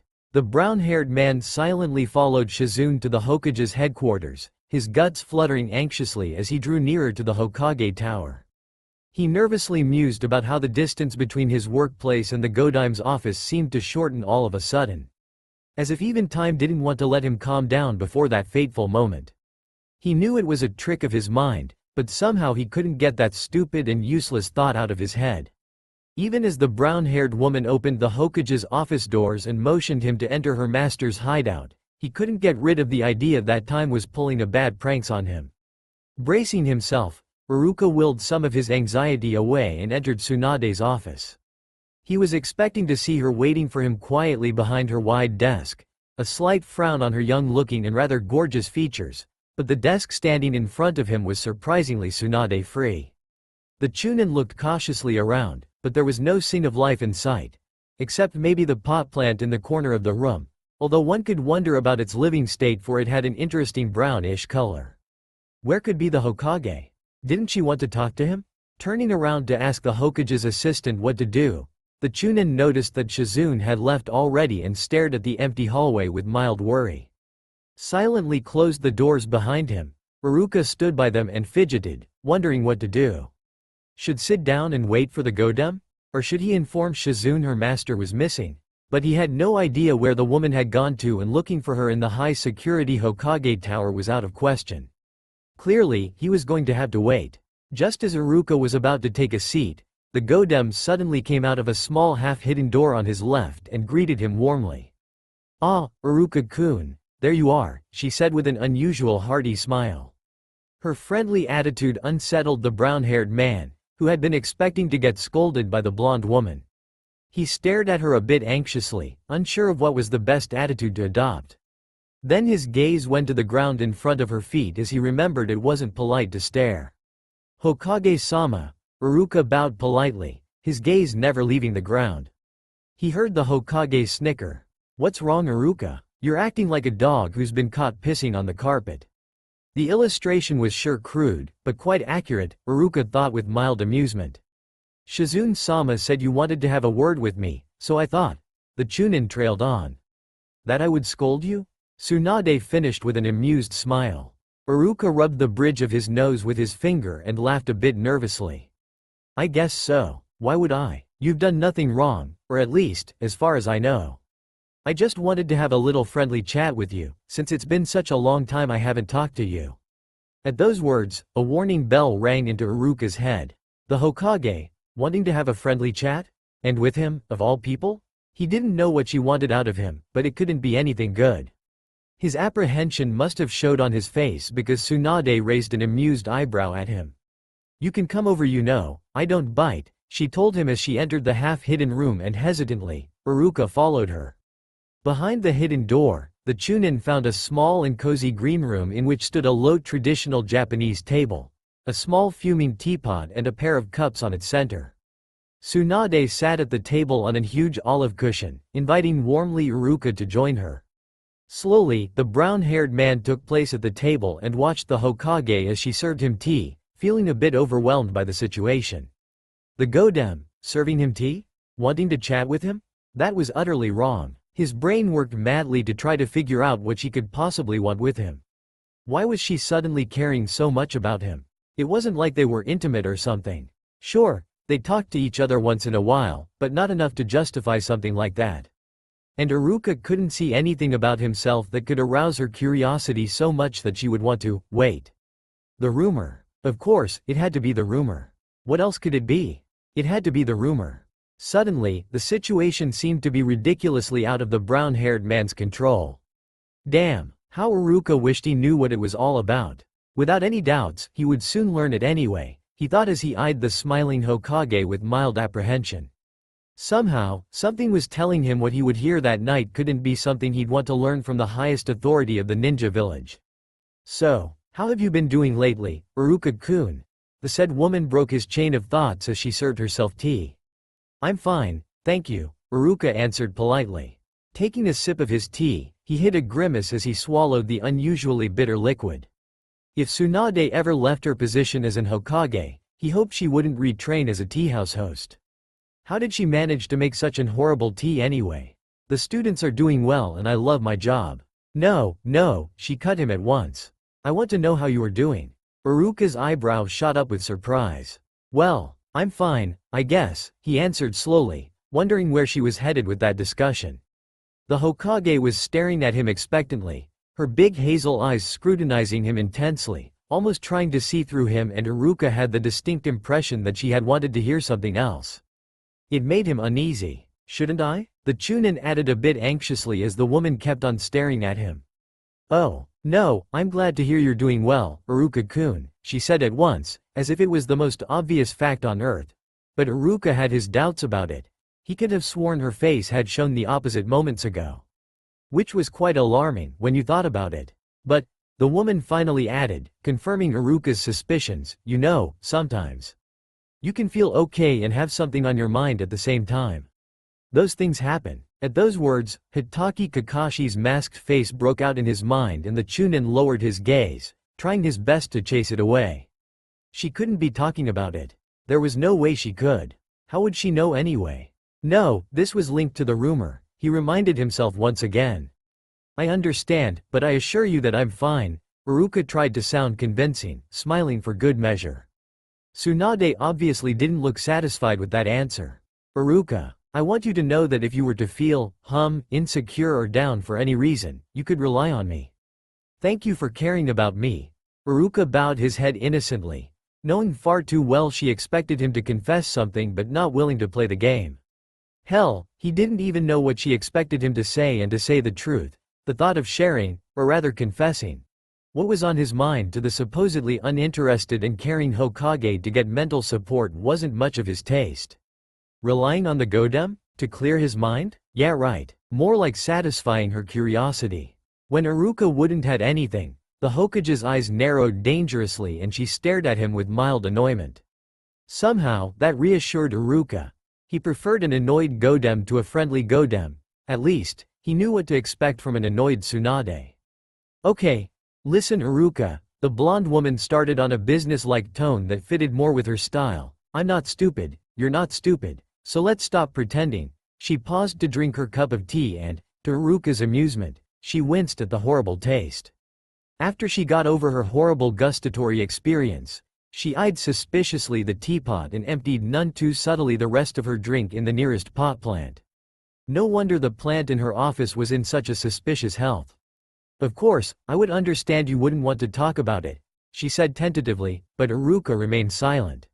He didn't know at all where this discussion was leading them, but obviously, the Hokage seemed to think he knew what this meeting was about. The academy teacher decided not to correct the woman for now. He preferred playing the game and see where that would lead them. When the Godem realized he wouldn't speak up, she continued on a softer tone. I'll be honest, I'm worried for you, she confessed seriously, and the Chunin frowned, feeling suddenly confused. Why is that so? Come on, Iruka, don't play dumb with me. The Hokage brushed off his comment with an annoyed gesture of her hand. You're far too bright to have not noticed the word is spreading through the whole village. Everyone is talking about it. Iruka mentally cursed his bad luck. Of course, he knew there was a rumor about him. He wasn't stupid, but he had no idea what it was about, and now Tsunade was assuming he knew about it. Maybe it was a better idea to admit his ignorance and clear the misunderstanding already, after all. But before he had time to answer anything, The Godem spoke up again on a soft tone. I know it must be hard for you to have your love life exposed so openly. I fully understand how difficult the situation you're in is.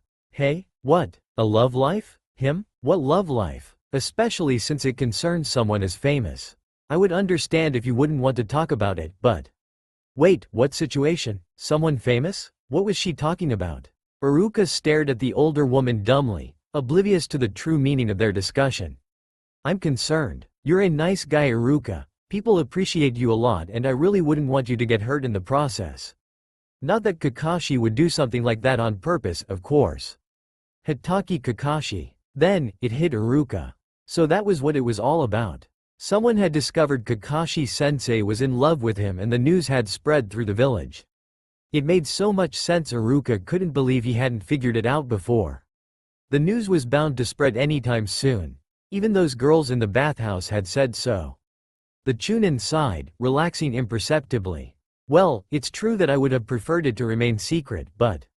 Iruka started off quietly, unsure exactly how to describe his current situation. I think I'm better off than Hitaki-sama. He's the one who probably wouldn't want something like that to be known. Don't say that. Tsunade yelled angrily, her powerful fist slamming on the table in a loud bang, startling the Chunin. Iruka stared at her, dumbfounded. Don't you dare say something like that again. You shouldn't think so lowly of yourself like that. It's not because Kakashi's a bit famous or stronger than you that you don't have a chance. Wait, don't give up before trying. You're still young, go for it. You'll never find out if he returns your feelings if you keep on thinking like that. Return my feelings, Iruka whispered in a white voice, his stunned brain trying to process the information he's been given. He might, you know. The Godem calmed down a bit, bending over to get closer to the Chunin, her eyes filled with true concern. It's common knowledge that he swings both ways, so you do have a chance with him. If you want my advice, you should go for it. That Hitaki kid would be stupid to turn you down, she added the last sentence to herself silently. I'm in love with Kakashi. Iruka stared in front of him blankly, information finally proceeding. Tsunade gave him a sorry look, taking his shock for love-induced distress. Iruka, I know this must be hard for you, but if that's the way you truly feel, then you should at least try to do something about it. The brown-haired Chunin stared at the low table, his face abnormally devoid of emotions. In front of him, Tsunade was silently watching him with concern, but Iruka couldn't care less. He felt like he was miles away. Everything seemed so distant. He felt like this wasn't happening to him, but to his reflected image, somewhere in a faraway other dimension. To someone else, somewhere else. Like an automaton, the Chunin blankly excused himself and left the Hokage's office. He simply walked, letting his feet lead him around. He didn't care where to, he just walked. Later on, Iruka wondered how he found himself staring at his front door. The brown-haired man blinked, realizing suddenly that the door wouldn't open by itself. Slowly, he took his keys out of his pockets and unlocked the door, wondering inwardly how long he had been standing there in the cold night, because, somewhere between the Hokage's tower and his apartment, night had crept out of nowhere. Funny how time seemed twisted in those kind of situations. Iruka unlocked his front door and entered his apartment, not bothering to turn on the lights as he closed the door behind him and slowly made his way to his dark bedroom. He threw himself on the cold bed, landing face down on his soft mat. The Chunin rested there for a while, his previous numbness turning into a sea of tangled up words and feelings as his mind finally digested its newest upsetting discovery. Everyone believed he was in love with Hitaki Kakashi. How ironical. Iruka snorted into his pillow. His snort slowly turned into a chuckle and, before he realized it, the brown-haired man was laughing out loud hysterically into his pillow, clenching it as if his life depended on it. For long minutes, he laughed in his dark bedroom, not even able to stop himself. When he finally calmed down, Iruka let out a strangled sigh and sat up, staring sadly at his maltreated pillow. So this is what it was all about. That's why people talked so much about him. Because they thought he was in love with the famous copynin? It explained many things. It explained why he received those sorry looks. Those mocking laughs. Those strange, disgusted stares. Somehow, that thought depressed him even more and he hugged his pillow for comfort, staring at the wall sadly. Amino Iruka wasn't stupid. He knew pretty well the whole village wouldn't make such a deal out of his homoality.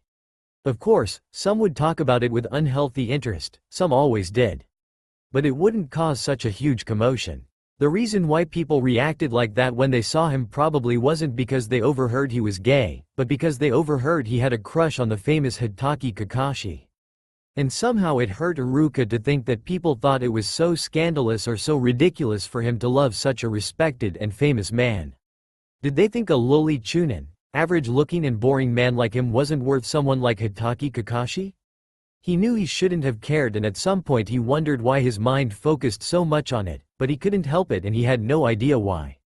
And it hurt to know that they thought he wasn't worth him. It hurt. He knew he shouldn't have cared, but for some reason he did. Then it hit him. What would his students' parents think of him if they learned it?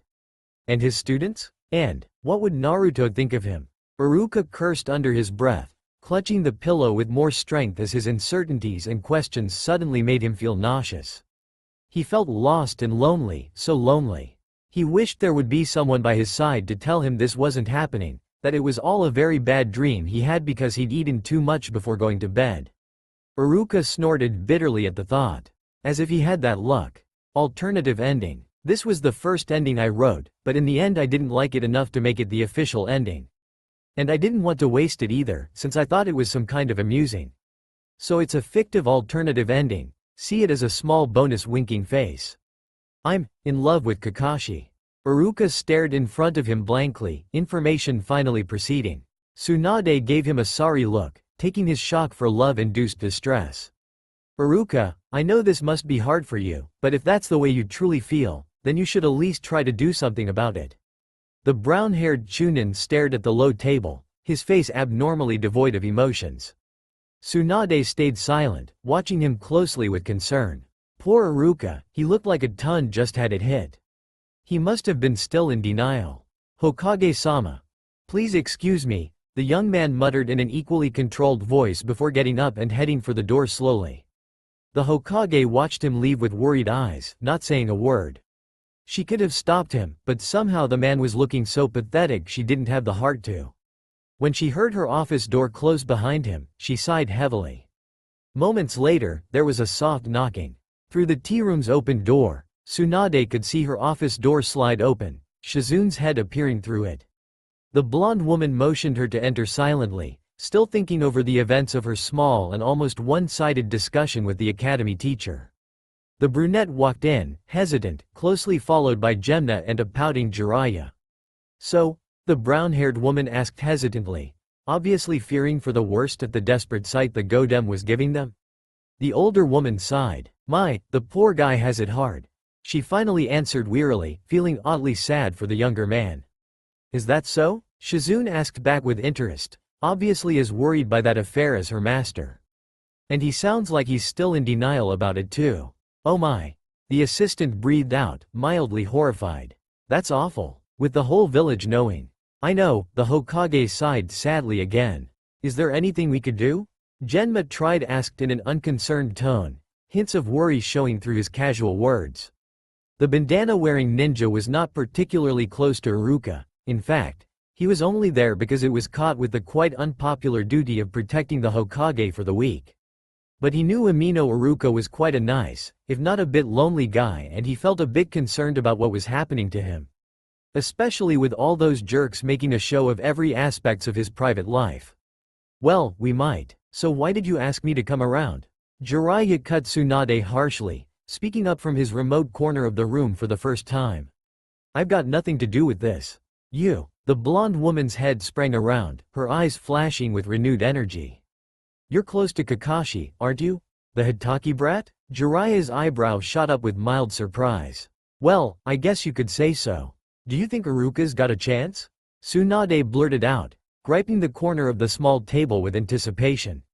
Hey, how the hell should I know? You're close to Kakashi. You should know his tastes, damn it.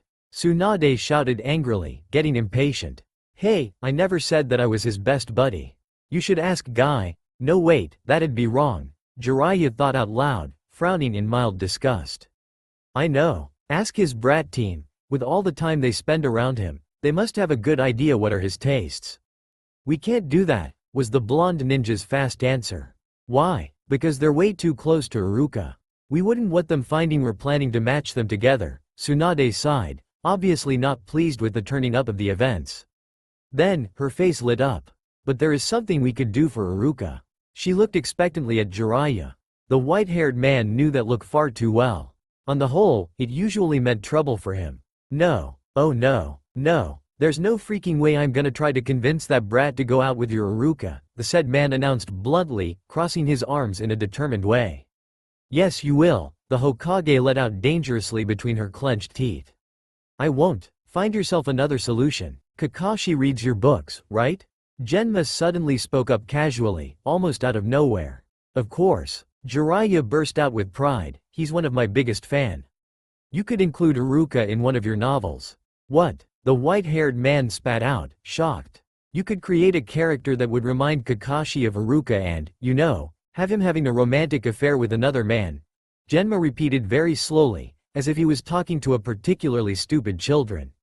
The three other people stared at him with strange looks on their faces, obviously deeply shocked and or disturbed by that idea. Herg, that's sick. I only write hetero romance. Jiraiya finally burst out when he came to his senses, downright insulted. Well, you could make up a threesome with two men, the bandana-wearing man suggested, shrugging. They all stared blankly at him again in a long awkward silence. Or maybe not, Genma muttered after a while, looking away. I think it would be better to stick to our first plan, Tsunade decided politely. Shizune nodded vigorously behind her, obviously relieved her master hadn't seriously considered the other man's disturbing idea. If you're talking about that stupid idea where I have to convince Kakashi to date your Iruka guy, then forget about your first plan because I'm not doing it, Jiraiya spat out, almost sulking. It isn't a request, it's an order. Oh yeah? I'd like to see you force me to, the man replied bluntly. You see Jiraiya, I happen to have quite a few complaints of feminine Konoha residents about some white-haired old pervert peeping at the women's bathhouse. The blonde woman said offhandedly, scrutinizing her fingernails with sudden interest. If the said pervert was to be caught, I wonder what kind of punishment I should impose upon him. Humph, if you think you're going to blackmail me into. More importantly, I wonder what would happen to that pervert's ass if those feminine Konoha residents were to find his identity. In any case, I wouldn't want to be there at that precise moment, she added on the same unconcerned tone, still gazing at her impeccable fingernails. Jiraiya's shoulder fell as realization came to him. Fine, I'll do it. Jiraiya finally grunted between his teeth, cursing inwardly his former teammate and her weird ideas. I knew you would come to your senses, she replied him sweetly, smiling mischievously. The old man snorted for good measure and left the room hastily, muttering darkly on his way out the office. He slammed the wooden door shut loudly, leaving Genma, Shizune and her sensei alone in the suddenly quiet room. They all remained silent for a few minutes, before Shizune spoke up her worries. Hokage-sama, are you sure this is appropriate? No, but it's better than nothing, she sighed. Iruka could feel the warmth of the late morning sun on his tanned skin and bedsheets, but he couldn't care less. It was Saturday. There were no classes, no mission room duties awaiting him. So why bothering to get up anyway, huh? He could spend the whole day in his bed if he wanted to. And that option seemed very appealing to him right then. Yes, very appealing. Truth being told, Iruka used to get up early on Saturday mornings to clean his small apartment, do the laundry and the groceries. But on that beautiful Saturday morning, all the Chunin wanted to do was to keep on cuddling his warm sun-bathed blankets and forget about everything else. In fact, he didn't even want his foggy brain to remind him what exactly he wanted to forget so much to start with. No, he didn't want to remember. Alas, his brain seemed to catch up with him in the end and he groaned at the vague remembrance of the previous day's events. Frowning, Iruka hugged his blankets tighter and tried to force himself to go back to sleep already and forget about it all for at least another 1 or 2 hours. Or for the rest of the weekend, preferably. But right then, his stomach protested loudly against it. The Chunin inwardly growled, annoyed at the evil ploys his stomach and his brain had put up to force him out of bed. He hugged his blanket even closer and resolutely shut his eyes even tighter, refusing to let his stupid stomach win over him. But after countless minutes spent lying face down on his bed, he had to face the truth. He would not be able to go back to sleep. Sighing to himself, Iruka reluctantly sat up and scratched his unshaved face distractedly, inwardly cursing his grunting stomach for being hungry so early. What hour was it anyway? Iruka lazily grabbed the clock laying on his bed table and stared at it.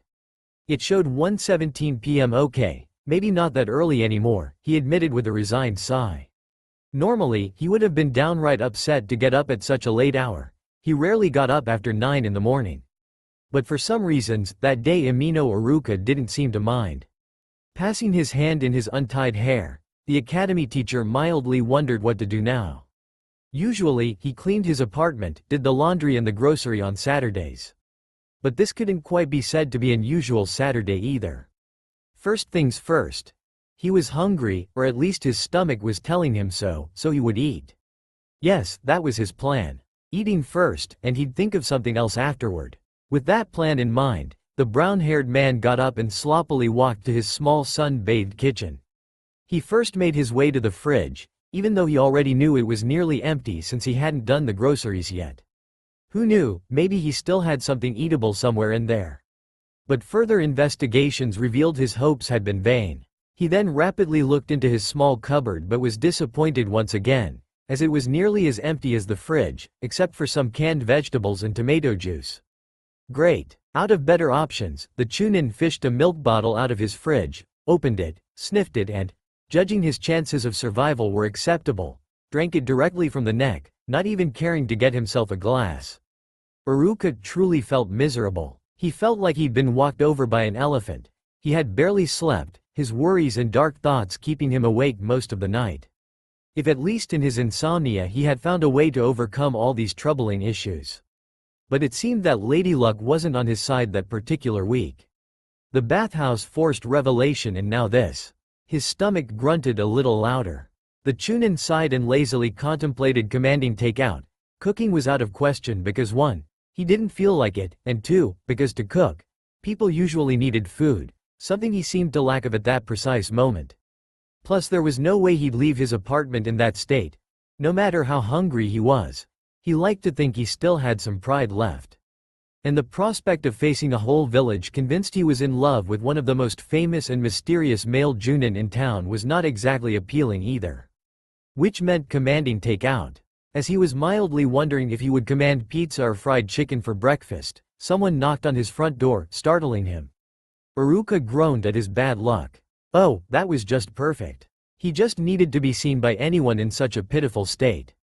Just great. For half a second, Iruka seriously contemplated faking to be absent and just let rot outside whoever had come to visit him. But then his visitor did not leave him the choice as he shamelessly opened his unlocked door and entered the small apartment. Iruka inwardly swore, feeling suddenly very annoyed at whoever lacked enough manners to wait for him to open the door before entering. Why wasn't the stupid door locked anyway? What was the point of having a lock on your door if you didn't even use it when it was important, like, for example, when you felt like shit and didn't want to see anyone on a certain Saturday morning? Iruka-sensei? His visitor called and the Chunin recognized at once his ex-pupil's voice. He mentally groaned. Of course, it had to be Naruto. Who else would enter as if he owned the place like that anyway? Ah, Naruto, he said with fake enthusiasm as he heard the young man walk toward him.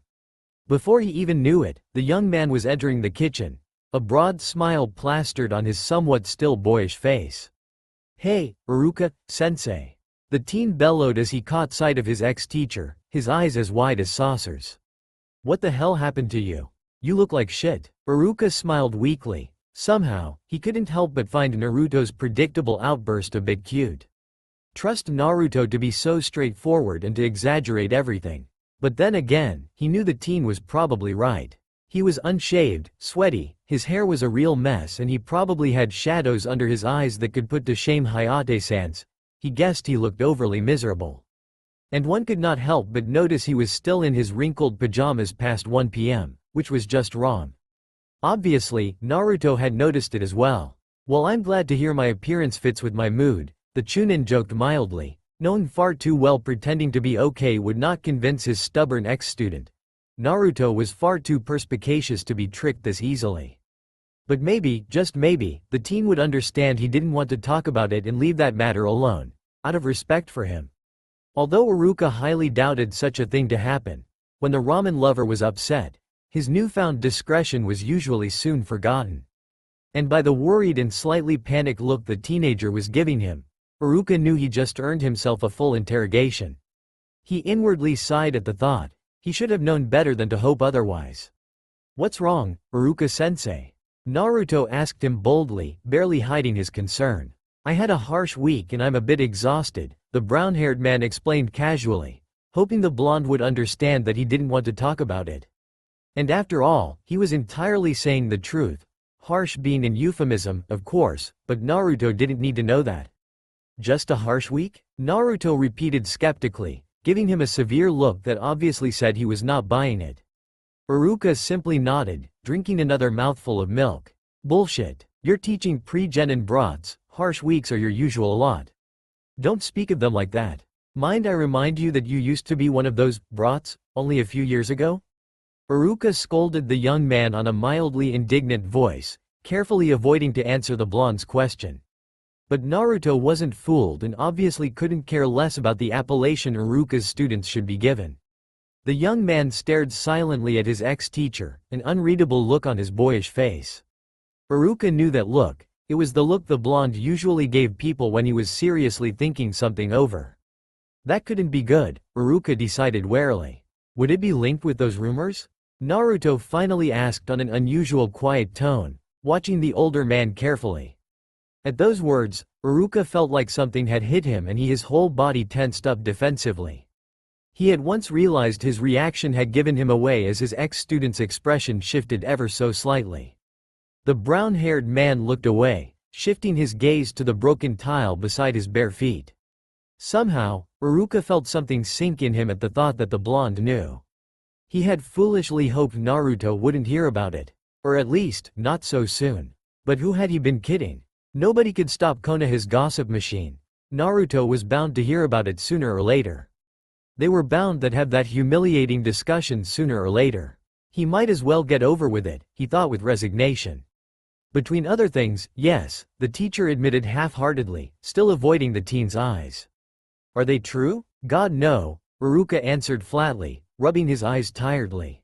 The kitchen fell silent and when Iruka opened his eyes again, he found the teenager's piercing blue eyes set on him, his young features showing skepticism. Somehow, Naruto didn't look satisfied with his answer. "Is it the only thing putting you down? Some stupid rumor?" the teen said incredulously and Iruka stared with surprise at him. "The Iruka-sensei I know is stronger than that. You're not honest with me. I know there's something else on your mind." The Chunin looked away once again and remained silent. As the silence stretched between them, Iruka inwardly cursed the young man's perceptiveness. Of course there was something else on his mind. There were so many things on his mind that he could feel his head throb already. But he didn't want to discuss those things, and especially not with one of his ex-students. Couldn't Naruto see that? Didn't he understand? Why couldn't he respect his privacy for once? The teen seemed to respect everyone's privacy, except his. It was plain unfair. "Iruka-sensei." Naruto said his name flatly, on that kind of voice adults used when they wanted their children to know they were better spilling out the beans right then because they had more patience than them. Which was probably true in Naruto's case. The teen was so stubborn. God, he couldn't believe he was giving up already. "Well," the Chunin started off reluctantly, "I know it's stupid, but I can't help being worried about what people'll think. My students, their parents and Kakashi-sensei." He said the last name softly, the silver-haired man's name feeling suddenly strange out of his mouth. "Why would it matter?" Naruto said bluntly and Iruka gave him a tired look. "I mean seriously, you shouldn't worry yourself so much over what a bunch of year-old will think of you. And their parents are grown-ups. They have enough common sense to know that such a thing won't change a thing into your teaching methods, and that's all that matter, right? Anyway, this will all be forgotten in 2 or 3 weeks, so it's not the end of the world. I'd like to be as optimistic as you," the brown-haired man muttered gloomily under his breath. "As for Kakashi-sensei, you don't have to worry. He won't hear about it," the blonde added with assurance. Iruka gave him an incredulous look. "How can you be so sure about it?" You could say Kakashi-sensei is like a social hermit. Doesn't like social interactions. He doesn't hang with people unless he really has to. And if he doesn't talk to people, then he doesn't hear gossips. Trust me, he won't hear about it. There was a long, easy silence between the two males. Iruka stared at the floor quietly, thoughts rushing in his head. He was skeptical about Naruto's thought process, but he didn't voice out his doubts. Naruto probably just wanted to reassure him, and he appreciated the gesture. But somehow, some part of him couldn't help but being a little hopeful. What if it was true? Could it be even possible for the copy nin not to hear about it? Even if Kakashi was a total hermit, sooner or later he'd hear about it or at least notice it, with the whole village treating it like a scandalous public affair. It was only a question of time. But Iruka felt a bit reassured nonetheless by Naruto's words. Maybe, just maybe, the Junin would not learn the news. He didn't want the copy nin, of all people, to hear about it. What if Kakashi-sensei, hearing that he was in love with him, asked him out? Or, even worse, confessed him his love? What would he tell him? Hell, he didn't even know how he felt toward the man since he learned the Sharingan user loved him. Of course, he could always confront him first and warn him about the false rumor, but somehow the Chunin didn't want to hurt Kakashi's feelings by telling him he didn't love him, especially since he didn't even know if he had feelings or not for the older man to start with. The more he thought about it, the more troublesome his situations appeared to be. Oh, how he dreaded the day he would have to confront the Junin again. It must have showed on his face, because Naruto gave him a reassuring smile. Don't worry too much over it, Iruka-sensei. I bet in no longer than 1 week, they'll have forgotten about it already and we'll be laughing of it together. The Chunin gave his ex-pupil a small tired smile. Thank you, Naruto. No problem. You know, Naruto suddenly added on a lighter tone, if you ever need to talk it over a sake bottle with someone, I'm there. Bring up the sake, Naruto. Iruka protested loudly, back to his usual self, you're not of drinking age. The young man laughed sheepishly. He was about to say something when they both heard Iruka's stomach rumble loudly, its growl resounding in the silent kitchen. There was a short uneasy silence, then Naruto burst out laughing, obviously highly amused. I guess I'll be the one treating you to ramen today, Iruka-sensei. On Monday afternoon, when Iruka braced himself and finally entered the mission room to do his shift at the mission desk, he felt like entering in a trap. The whole place radiated an aura of doom the Chunin was not quite fond of. Okay, it downright scared him. Somehow, the mission room was less crowded than it used to be the previous week, a few days after the rumor started spreading itself through the village, but it was still crowded enough to be not natural either. It seemed people still hadn't lost of their interest for him, Iruka thought with disappointment. Trying not to think too much about it, he headed for his assigned desk as if he was not noticing more than half of the room was openly staring at him, some not even bothering to be subtle about it. As he walked through the crowded room, Iruka caught sight of the two biggest gossip whores of the whole village, Anko and Iwaki, and he suddenly felt more anxious than embarrassed. The presence of those two gossip addicts ganged up together was already a bad omen for anyone who crossed their path on normal days. Having them watching him avidly like that in such a situation was downright unnerving. In the end, it was just a rumor, he told himself for at least the 100th time since the beginning of the weekend 3 days ago. They would grow tired of him. Yes, they would grow tired of him pretty soon. And it was not as if it could get worse than it already was. The academy teacher did as if he hadn't noticed all those people stealing glances more or less subtly at him and calmly installed himself at the mission desk among the other Chunins in duty, many of them also stealing glances at him. During the whole evening, he did his best to remain calm, collected and to ignore all those stares and amused murmurs. After all, he couldn't care less about what they could think about him. Or so he tried to convince himself. But somehow, he couldn't help but feel humiliated and a bit hurt by all that hungry and foul-mouthed attention he was given lately, especially now that he knew what it was about. His co-workers at the academy, some of his students' parents, random strangers. Everybody seemed to have such an unhealthy interest for him. It was already putting him on the edge and it was only Monday evening. At some point, he started hearing two voices getting louder, a little too loud for trained ninjas. The two women were still whispering, but he could make out most of their discussion. A shame really, that such a man could even imagine he had a chance with him. Hitaki Kakashi. Yeah, a nobody like him. He's not even mildly attractive. Do you think he has confessed yet? I heard he haven't. So Kakashi-san doesn't know. Are you out of your mind? He's an elite Junin. There's not a chance in hell he doesn't know, everyone's talking about it in town. Poor him. It must be pretty humiliating. Everybody knows. I wonder what he's waiting for to confront the Chunin and turn him down before he gets his hopes up. Iruka did his best not to show he had heard them as he approved some C-rank missions. He was not stupid. They were trying to get a reaction out of him. Some first-hand juicy information they could share with other gossip addicts. And the Chunin was determined not to give in and let them have the little show they were looking for. So he remained emotionless, to everyone's all too obvious disappointment. And time passed by, atrociously slowly. Around 6 o'clock, Iruka realized there was something wrong going on when the mission room suddenly turned suspiciously silent. Somehow, his sixth sense told him that it was not a good sign for him. Out of reflex, before his brain could even warn him he should know better, he looked up and almost had an heart attack. 8 feet in front of him stood Hitaki Kakashi, the one and only. For a moment, Iruka's brain froze, too shocked to allow intelligent thoughts to process, as his heart raced madly in his chest. When the Junin started making his way toward him, he snapped out of it and tried to regain some composure. He had to calm down, to act normally. After all, he had no reason to panic. He was the one in control there. He knew about the rumor and about Kakashi's feelings. That made of him the one in control in the place, since Kakashi-sensei didn't know Iruka had found out he loved him and hadn't heard about the rumor. Or had he? No, don't go that way, Iruka desperately thought, starting to feel nauseous at the mere possibility that the copy nin might have heard the rumor and come to confess his feelings for him. But he was stupid, really. There was no way Kakashi-sensei, who usually showed signs of shyness around him, would confess in such a crowded place. That thought was a huge relief for the academy teacher. At least for now, he was safe. Well, as safe as one can be caught with an eccentric Junin having a crush for him in a room full of Konoha's finest gossip machines.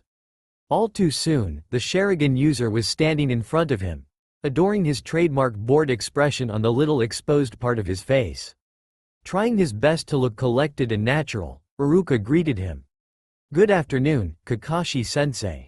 "Yo," the silver-haired man simply answered, sounding nonchalant, but Iruka knew better. Then there was a long silence between them, the Junin staring at the ceiling with a mildly thoughtful expression.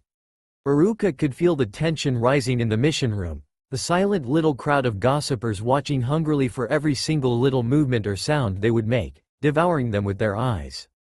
All this unhealthy attention made Iruka somewhat nervous, and it also pissed him off. Weren't they supposed to be ninjas? How the heck was that supposed to be subtle? Where has their stealth gone? Just how stupid were they anyway? There was no way in hell Kakashi-sensei hadn't noticed them by now. Bunch of jerks. Say, Iruka-sensei. The elite Junin finally spoke up, his eyes still staring a bit blankly at the ceiling. You seem to have gotten quite popular lately. There was suddenly a rustle in the mission room. People started speaking together. Nins in duty at the mission desk started fuming through mission reports busily while some others suddenly got very interested in the nearest plant. Iruka inwardly smirked at their staggering and shameful lack of professionalism. "Indeed, I have," the brown-haired man answered with irony, a hint of amusement in his voice.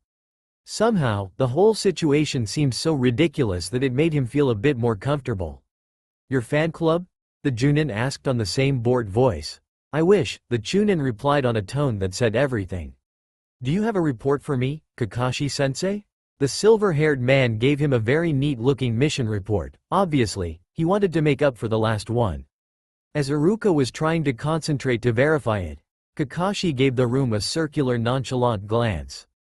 "Are they bothering you?" he finally asked on the same unconcerned voice.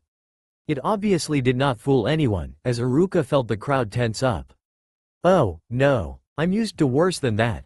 I teach pre-genins, after all," he answered casually. Note to self. Treat Naruto to ramen tomorrow for the good reply line.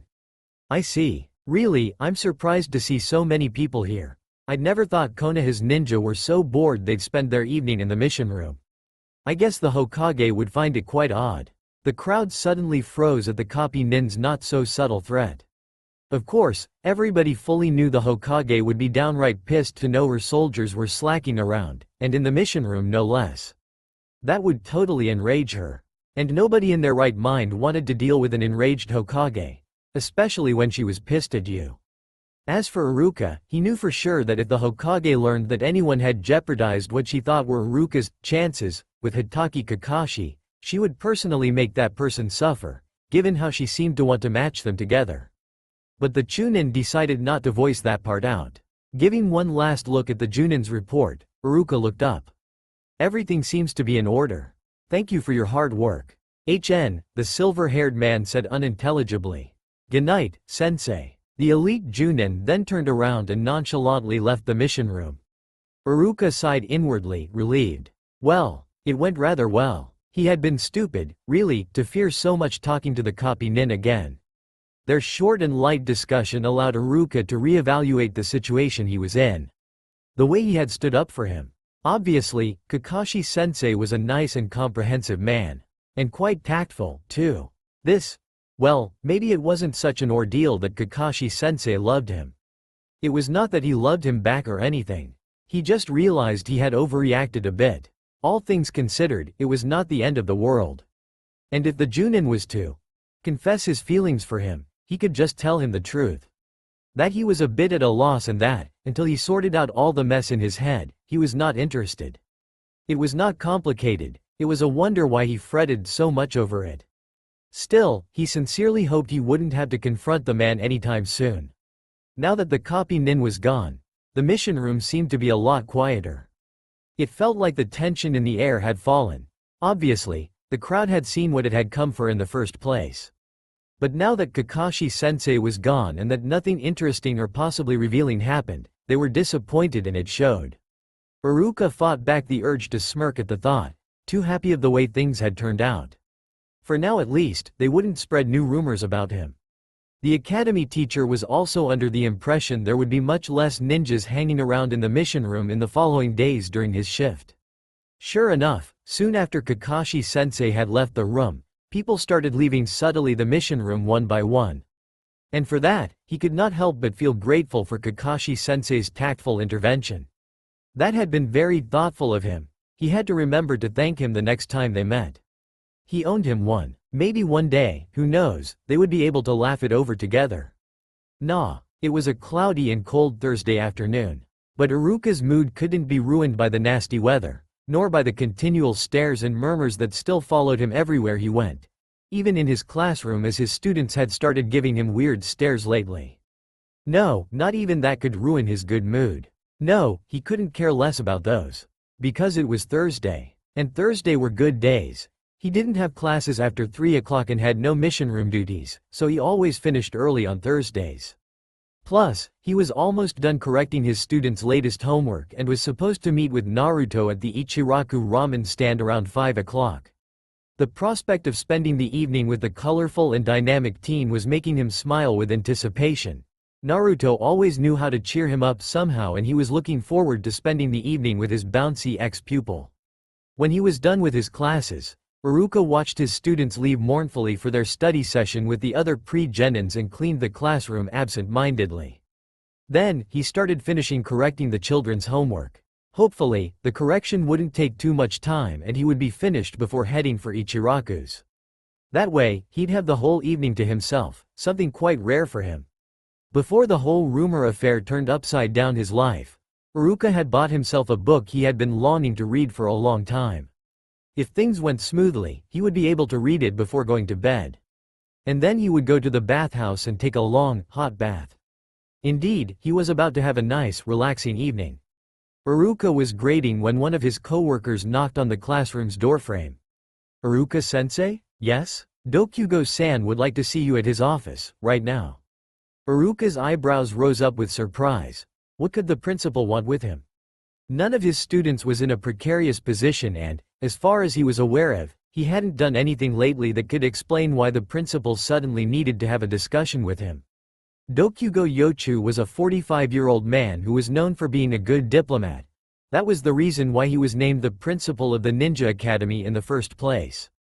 His job was to ensure a good cooperation between teachers and the heads of the important family clans of the village, who often didn't have the same views on matters such as teaching methods and what should be taught to children to start with.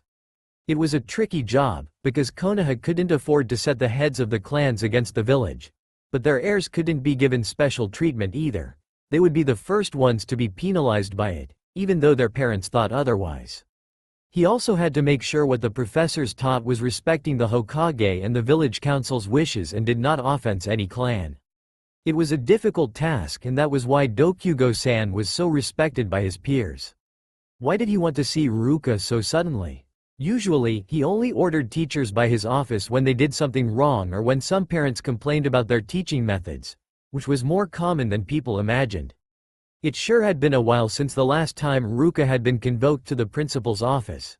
He mildly wondered what he could have done wrong, passing in review his last lessons in his head as he made his way to Dokugo-san's office. Maybe it was about last week's classes. He had been quite distracted back then because of what he heard in the bathhouse about Kakashi-sensei. He probably wanted to give him a warning to make sure he'd remain focused in class. Anyhow, he'd soon find out, he told himself as he arrived to his superior's office. Taking one big breath, Ruka knocked on Dokugo's door and waited, feeling a little bit anxious although he knew he shouldn't. Those meetings were rather common, he shouldn't let them upset him anymore. Besides, what he had done probably wasn't serious. He heard the principal tell him to come in from behind the closed door and entered the sober but tastefully decorated room, quietly closing the door behind him. Dokugo-san was behind his large wooden desk, a strangely serious expression on his features. Immediately, Ruka realized that something was off. The atmosphere in there was way too heavy for a simple lecture on his teaching methods. "Uruka-sensei," the man greeted him severely, "please take a seat." The Chunin bowed and sat down on the leather chair in front of the principal's desk, already feeling defensive. There was a long tense silence between the two men, Dokugo-san staring at the brown-haired man sitting in front of him silently. Under the man's intense gaze, Uruka was starting to feel slightly anxious. Could he have severely messed up? What the hell was this about? After a while, the older man's eyes went to the opened file laying on the desk in front of him.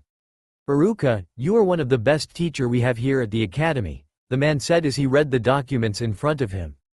"Your service record is faultless, your students perform well and your teaching methods are flawless. You truly are a good element for this academy." Silence ensued. It was strange. Dokugo-san had just openly complimented him, yet he didn't feel like the older man was complimenting him. Uruka didn't like it. "Please excuse my rudeness," Uruka spoke up politely but firmly, "but I would like to know why you summoned me here." There was a short silence. "Recently, I have received several complaints of parents who requested to remove their children from your classes. They seemed to fear that the fact that their children were taught by someone like you could have a bad influence on them. Some respectable Konoha residents even demanded your resignation." Uruka couldn't believe his ears. People wanted him fired because they thought he was gay? He knew that the heads of some important clans, or the respectable Konoha residents, like the principal liked to call them, were quite finicky when it came to the education of their precious heirs, but this was going too far. He couldn't envisage being the victim of such implausible discrimination. The Chunin didn't know if he felt indignant, furious or simply disgusted by the whole situation. Definitely a bit of the three. In front of the academy teacher's silence, Dokugo-san continued. "You must understand, Uruka-sensei, that this is a delicate situation. Those rumors about you caused already quite a disturbance through the village. We cannot afford to let this go on anymore. Fortunately, this problem can be easily solved if you cooperate." "And what do I have to do to solve this problem?" Uruka asked in his best calm and collected voice, hiding the irritation and hurt he felt at the principal's condescending tone. "You have to stop seeing Hitaki Kakashi and get married." "Say what? Getting married? Married? Just because some haughty parents didn't want their children to be taught by a gay man?" Uruka couldn't believe it, it felt almost surreal. Dokugo-san couldn't possibly be serious about it. But by the solemn look on his face, he wasn't kidding. He seriously wanted him to marry. "Of course, I am not an inconsiderate man. I can show some flexibility. If you were to find yourself a nice girlfriend, things could be solved pretty easily." There was no doubts. Uruka was fuming now. "And what if I don't want to?" the brown-haired man asked lightly, trying to remain impassive in front of the older man.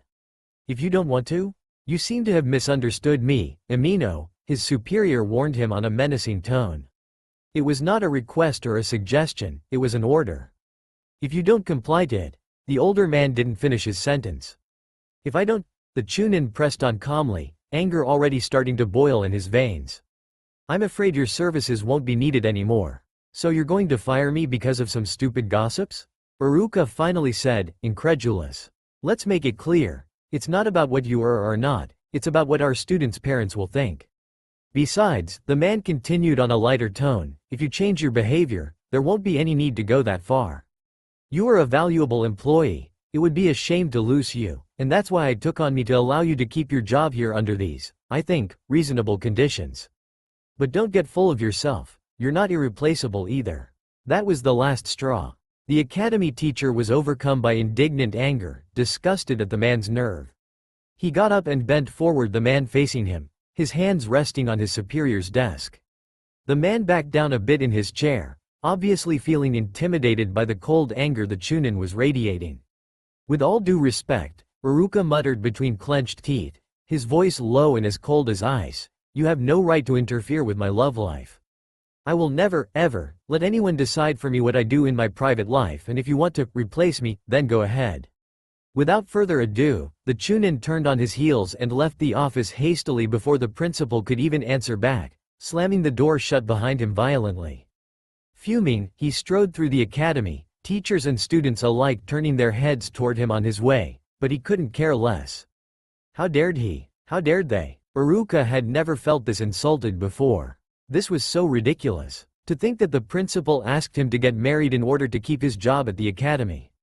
And he said it as if he was being generous with him. The bastard. The Chunin stopped by his classroom, put away his homework in his suitcase and headed out.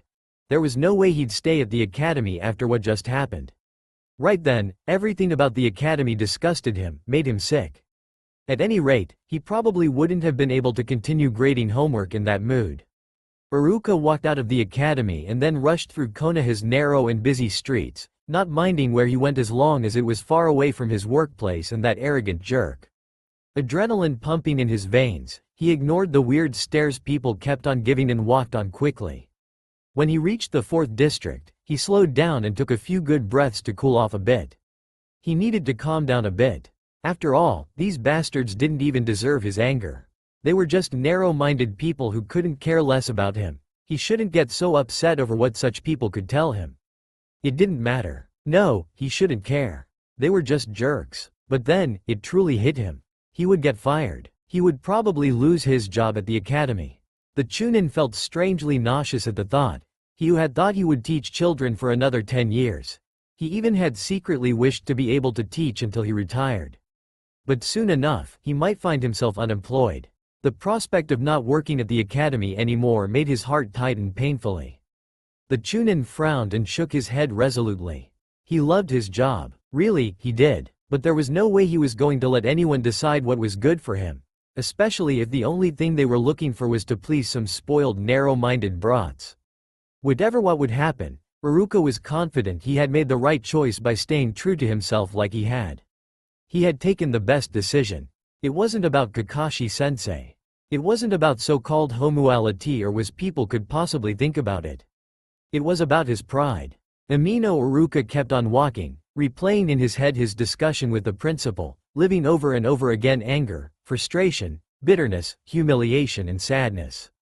Somehow he couldn't help but bitterly imagine what the discussions between those narrow-minded parents and the principal had been like. Those haughty people's arrogance and condescendence making him feel indignation and disgust at the same time. The more he thought about, the more outraged he felt by the whole situation. It was just plain unfair. So unfair. After a while, the brown-haired man shook his head and tried to think about something else than that horrible discussion, telling himself that brooding over was not only useless, but also quite unhealthy. The Chunin then anxiously juggled with his options and wondered what he was supposed to do now. Should he tell people about it? Should he openly deny those rumors? Confront the said parents? Somehow, those options didn't appeal the academy teacher much. He didn't want people to know, gossipers as well as people close to him, as few as they were. The thought of finding support or even bothering to fight against the principal's unfair decision felt wrong and he didn't want to worry people for nothing about it. No, he decided suddenly, he wouldn't fight it. He had his pride. If they decided to fire him in the end, he sure as hell wasn't going to make a big deal out of it like they probably expected him to. He knew he would only get treated with arrogance again.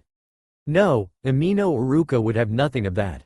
He would held his head high and would not show his weakness, no matter what happened. Yes, that's what he was going to do. After a while, Iruka came back to his senses and came to an halt. The Chunin had been so engrossed with what had just happened at the academy that he had left his feet lead as they pleased, and he discovered with surprise he had crossed almost half of the village in his dazzle.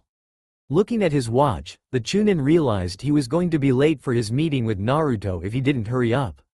Walking faster, the Chunin headed for the ramen stand, which was located on the other end of the village. He hoped he wouldn't be too late. He didn't want Naruto to start worrying. The teen had such a promising future awaiting for him and still had so many experiences to live. He didn't need to lose time worrying himself sick over the problems of a grown-up man like himself. As he walked, Iruka tried to stop thinking about what had just happened and clear his mind. After all, he didn't want to let what had just happened show in his behavior, which would definitely alarm Naruto. But more importantly, the academy teacher didn't want such a stupid thing ruin his evening with the blonde boy. They met so rarely. It would have been a shame to ruin the little time they could spend together. They would have a good time tonight, he decided. Anyway, just being with the teenager would probably cheer him up, and with what just took place at the academy, he somewhat needed it. The prospect of seeing the blonde boy was already lifting some tension from his shoulders. He looked at his watch and realized he wouldn't make it in time if he didn't take a few shortcuts. Jumping on the roof of the nearest building, the brown-haired man ran on the roofs to win some time. He slowed down when he approached the ramen stand a few minutes later and joined discreetly the crowd busying itself on the street nearby. He could see from the distance that Naruto was already waiting for him by the bar, chatting cheerfully with the owner by the look of it. Sighing with relief, Iruka joined him. "Hi Naruto," he greeted the blonde boy, smiling. "Hey, Iruka-sensei." The teenager greeted him back with enthusiasm. "How are you doing?" They started talking companionably about everything and nothing, commanded their meal and talked some more. Naruto just came back from a small C-ranked mission to a nearby village with the rest of his team and was telling him about some interesting things he saw during his short journey, as he liked to put it. Iruka relaxed, letting the blonde teen's words soothe him. The vibrant energy and enthusiasm of his ex-student made him smile fondly, like only the teen could make him smile. "And then, I sneaked inside, just to see. But that idiot Sasuke just showed up and blew up everything." "More like saved your sorry ass, moron," came a voice from behind them. Iruka didn't even need to look around. He knew to whom that low, sarcastic voice belonged. "Say what?" Naruto burst out indignantly. "Like I needed your help. I was fine on my own before Mr. the Prodigy Angst King Sasuke Teme showed up." "Yeah, right," the raven-haired boy answered back, totally indifferent. "Good evening, Iruka-sensei." Turning around to greet the teenager, Iruka was shocked to discover Sasuke wasn't alone. Along with him was Hitaki Kakashi, his hands stuffed in his pockets in a nonchalant way. At the sight of the masked man, the Chunin felt something sink in him. That was just his luck. The principal, and now this. Iruka wished the copy nin would just turn around and leave, or remember he had an old lady stuck in a tree to save. But the silver-haired man seemed to have no intention to leave. That made Iruka nervous. Damn, all the academy teacher wanted was to relax, forget about what he's been told previously and have some quality time with his favorite ex-student. But somehow, something was telling him that it wouldn't be the same with Hitaki Kakashi hanging around him. But since the man seemed to be there to stay, Iruka fought the anxiousness building in him and decided to play it cool and not let the man's presence affect him too much. After all, they were only eating at the same restaurant with their students. There was nothing to get sick over. "Good evening Sasuke-kun. Kakashi-sensei," the Chunin greeted them politely. Sasuke nodded faintly and the copy nin simply waved at him, his right eye curving happily. Then the raven-haired teen sat down beside Naruto, on the seat right next to the wall. Kakashi seemed to freeze when he realized there was no place left beside the dark-haired teen. Obviously, he had not planned to sit beside the Chunin. The silver-haired man hesitated a bit warily, but finally settled on the seat next to Iruka's, much to the man's mild mortification. Feeling uneasy, Iruka focused his attention to the blonde and tried not to think too much about the Chunin's presence, even though some part of him found his attitude a bit cruel now that he knew the man fancied him. "What's up with you? It's so rare to see you around here." I thought ramen was not healthy enough for the great Uchiha Sasuke. Naruto teased his teammate with a smirk. It was Kakashi-sensei's pick, not mine, the Uchiha heir replied dully. I'd rather not come here, but I owed him a meal. Yeah right, was Naruto's skeptical answer. But his skepticism was soon forgotten as his and Iruka's orders arrived, Naruto happily digging in his large beef ramen bowl, eating it with obvious delight. Iruka smiled fondly at the teen's enthusiasm and started eating his own chicken ramen bowl at a much slower pace. The waitress took Kakashi and Sasuke's orders and went away. Oi Dobi, don't eat so fast, the black-haired teenager said as he watched his friend and teammate wolfing down his meal, you're going to choke on it. Shoo up, Tahim. Naruto answered back between two mouthful of hot noodles. TCH, if you choke I'm letting you die here. It'll look nice on your tombstone. Killed by ramen noodles. Swef, you Sasuke. Don't waste your time on him Sasuke-kun. Iruka commented with an amused smile. With Naruto, this is a lost case. Hey, the blonde teen swallowed difficulty his huge mouthful. It's not fair. I'm not that bad. I'm nowhere eating as fast as Kakashi-sensei. Ma, I'm not eating that fast, the Junin replied mildly. What? The teen burst out, outraged. Iruka chuckled at the scene. His two neighbors arguing together while he slowly ate his ramen bowl. Well, it was more like Naruto shouting at Kakashi while the older man dodged smoothly and with imagination his students' accusations. Which only enraged even more the young man. Hearing Naruto bickering like that felt somewhat nice because it was reassuring. It reminded the Chunin that nothing had changed in this small aspect of his life, a thought he needed to hang on to when everything else was slowly falling apart. He knew that whatever happened, he could always count on Naruto to be the same boisterous and stubborn blonde hurricane he was, and the Chunin was grateful for that. That thought made Iruka smile. Who would have thought he would come to think fondly of Naruto's burst-outs back when he used to teach him? Life sure was ironical. After a few minutes of hearing constantly Naruto's loud taunts, Sasuke told the blonde to shut up and Naruto directed his insults to his raven-haired teammate instead. Both boys started bickering together, throwing insults at each other in a familiar way. The Chunin smiled into his noodles as he listened fondly to their small quarrel. Even though they had both gained maturity and became friends over the years, Naruto and Sasuke still fought and argued over the silliest things as they used to when they were 12. People had gotten used to see them argue wherever they went and didn't even give it a second look. They really had a strange relationship. Iruka suspected them to secretly enjoy their frequent quarrels. Soon after that, Kakashi and Sasuke's orders were served and both men tucked in. For a few peaceful minutes, they all ate in companionable silence. Even though he could feel Kakashi's presence on his left, Iruka found himself relaxing a bit. After a while, the blonde teenager started chatting with him about the weather. Then Sasuke once again ravished Naruto's attention with a well-placed insult and both boys started bickering again. The two grown-ups soon listened to the young men's bickering for a moment, but after a while Iruka couldn't help but feel self-conscious of the closeness between his and the famous Junin. They found themselves staring at their empty ramen bowls in an awkward silence, not knowing exactly if they were supposed to talk to each other or not. The whole situation made Iruka feel uneasy and a bit nervous, his heart caught in his throat. The silver-haired man seemed relaxed, a bit tired even, but the tension in his shoulders gave him away. He was nervous. They were both nervous. In fact, Kakashi-sensei was probably feeling more nervous than him, if those things the gossipers in the bathhouse had said were true. That thought reassured him a bit, no matter how silly it was. Stealing a hesitant glance at the silver-haired man, Iruka noticed that the Junin even seemed to be a bit shy. Was that a blush? It was hard to tell with that mask covering most of his face. The idea of Hitaki Kakashi being shy was a strange one, but in this kind of context, Iruka found that idea both cute and intimidating somehow. Or maybe he was just imagining the blush after all. Then, Iruka realized he had been openly staring at the Junin for over a minute and looked away, embarrassed.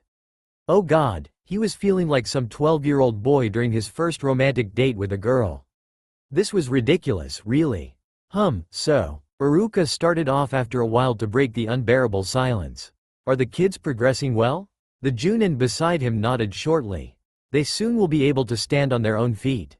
Iruka chuckled at the faint nostalgia in the man's voice. I know how you feel. It's always weird for me to see those brats who I taught what was chakra and how to hold a kunai graduating from the academy and becoming genins. The Sharingan user turned his head around and gave Iruka an unreadable look. Under the man's intense gaze, the Chunin felt a low blush rise on his tanned cheeks. Rubbing his neck, Iruka laughed a bit nervously. Imagine how I feel when I see those same brats about to become Junins. At those words, Kakashi's eye glinted with amusement. Junins or not, I don't think those brats you used to teach have changed much. The two teachers turned around and stared at the teens, who were arguing over what was the fastest route to walk to the mission room. Doby, the Fifth Avenue'll slow you down, it's crowded most of the time. So what? It's mostly free during the night. It has to be the shortest way all the time, not only after 9 o'clock, moron. Shut up, bastard. Like using all those unnecessary detours and small streets is going to get you there faster, Iruka-sensei? Kakashi-sensei? Hey, why are you laughing? They ended up talking together for half an hour. They were both a bit nervous of course, but things went well. Having Naruto and Sasuke insulting each other right beside them had a soothing effect on Iruka, and Kakashi-sensei probably felt that way too. At first they uneasily did some small talk. The weather is horrible. How was your last mission, etc. After a while, Kakashi got more confident and they started talking about literature. Iruka was surprised to discover the copy nin did not only read his infamous orange book. The Junin recommended him some interesting-looking books. He even, a bit shyly, offered him to lend him some of them. That's all for now. If you enjoy this video, then please like, share and do comments.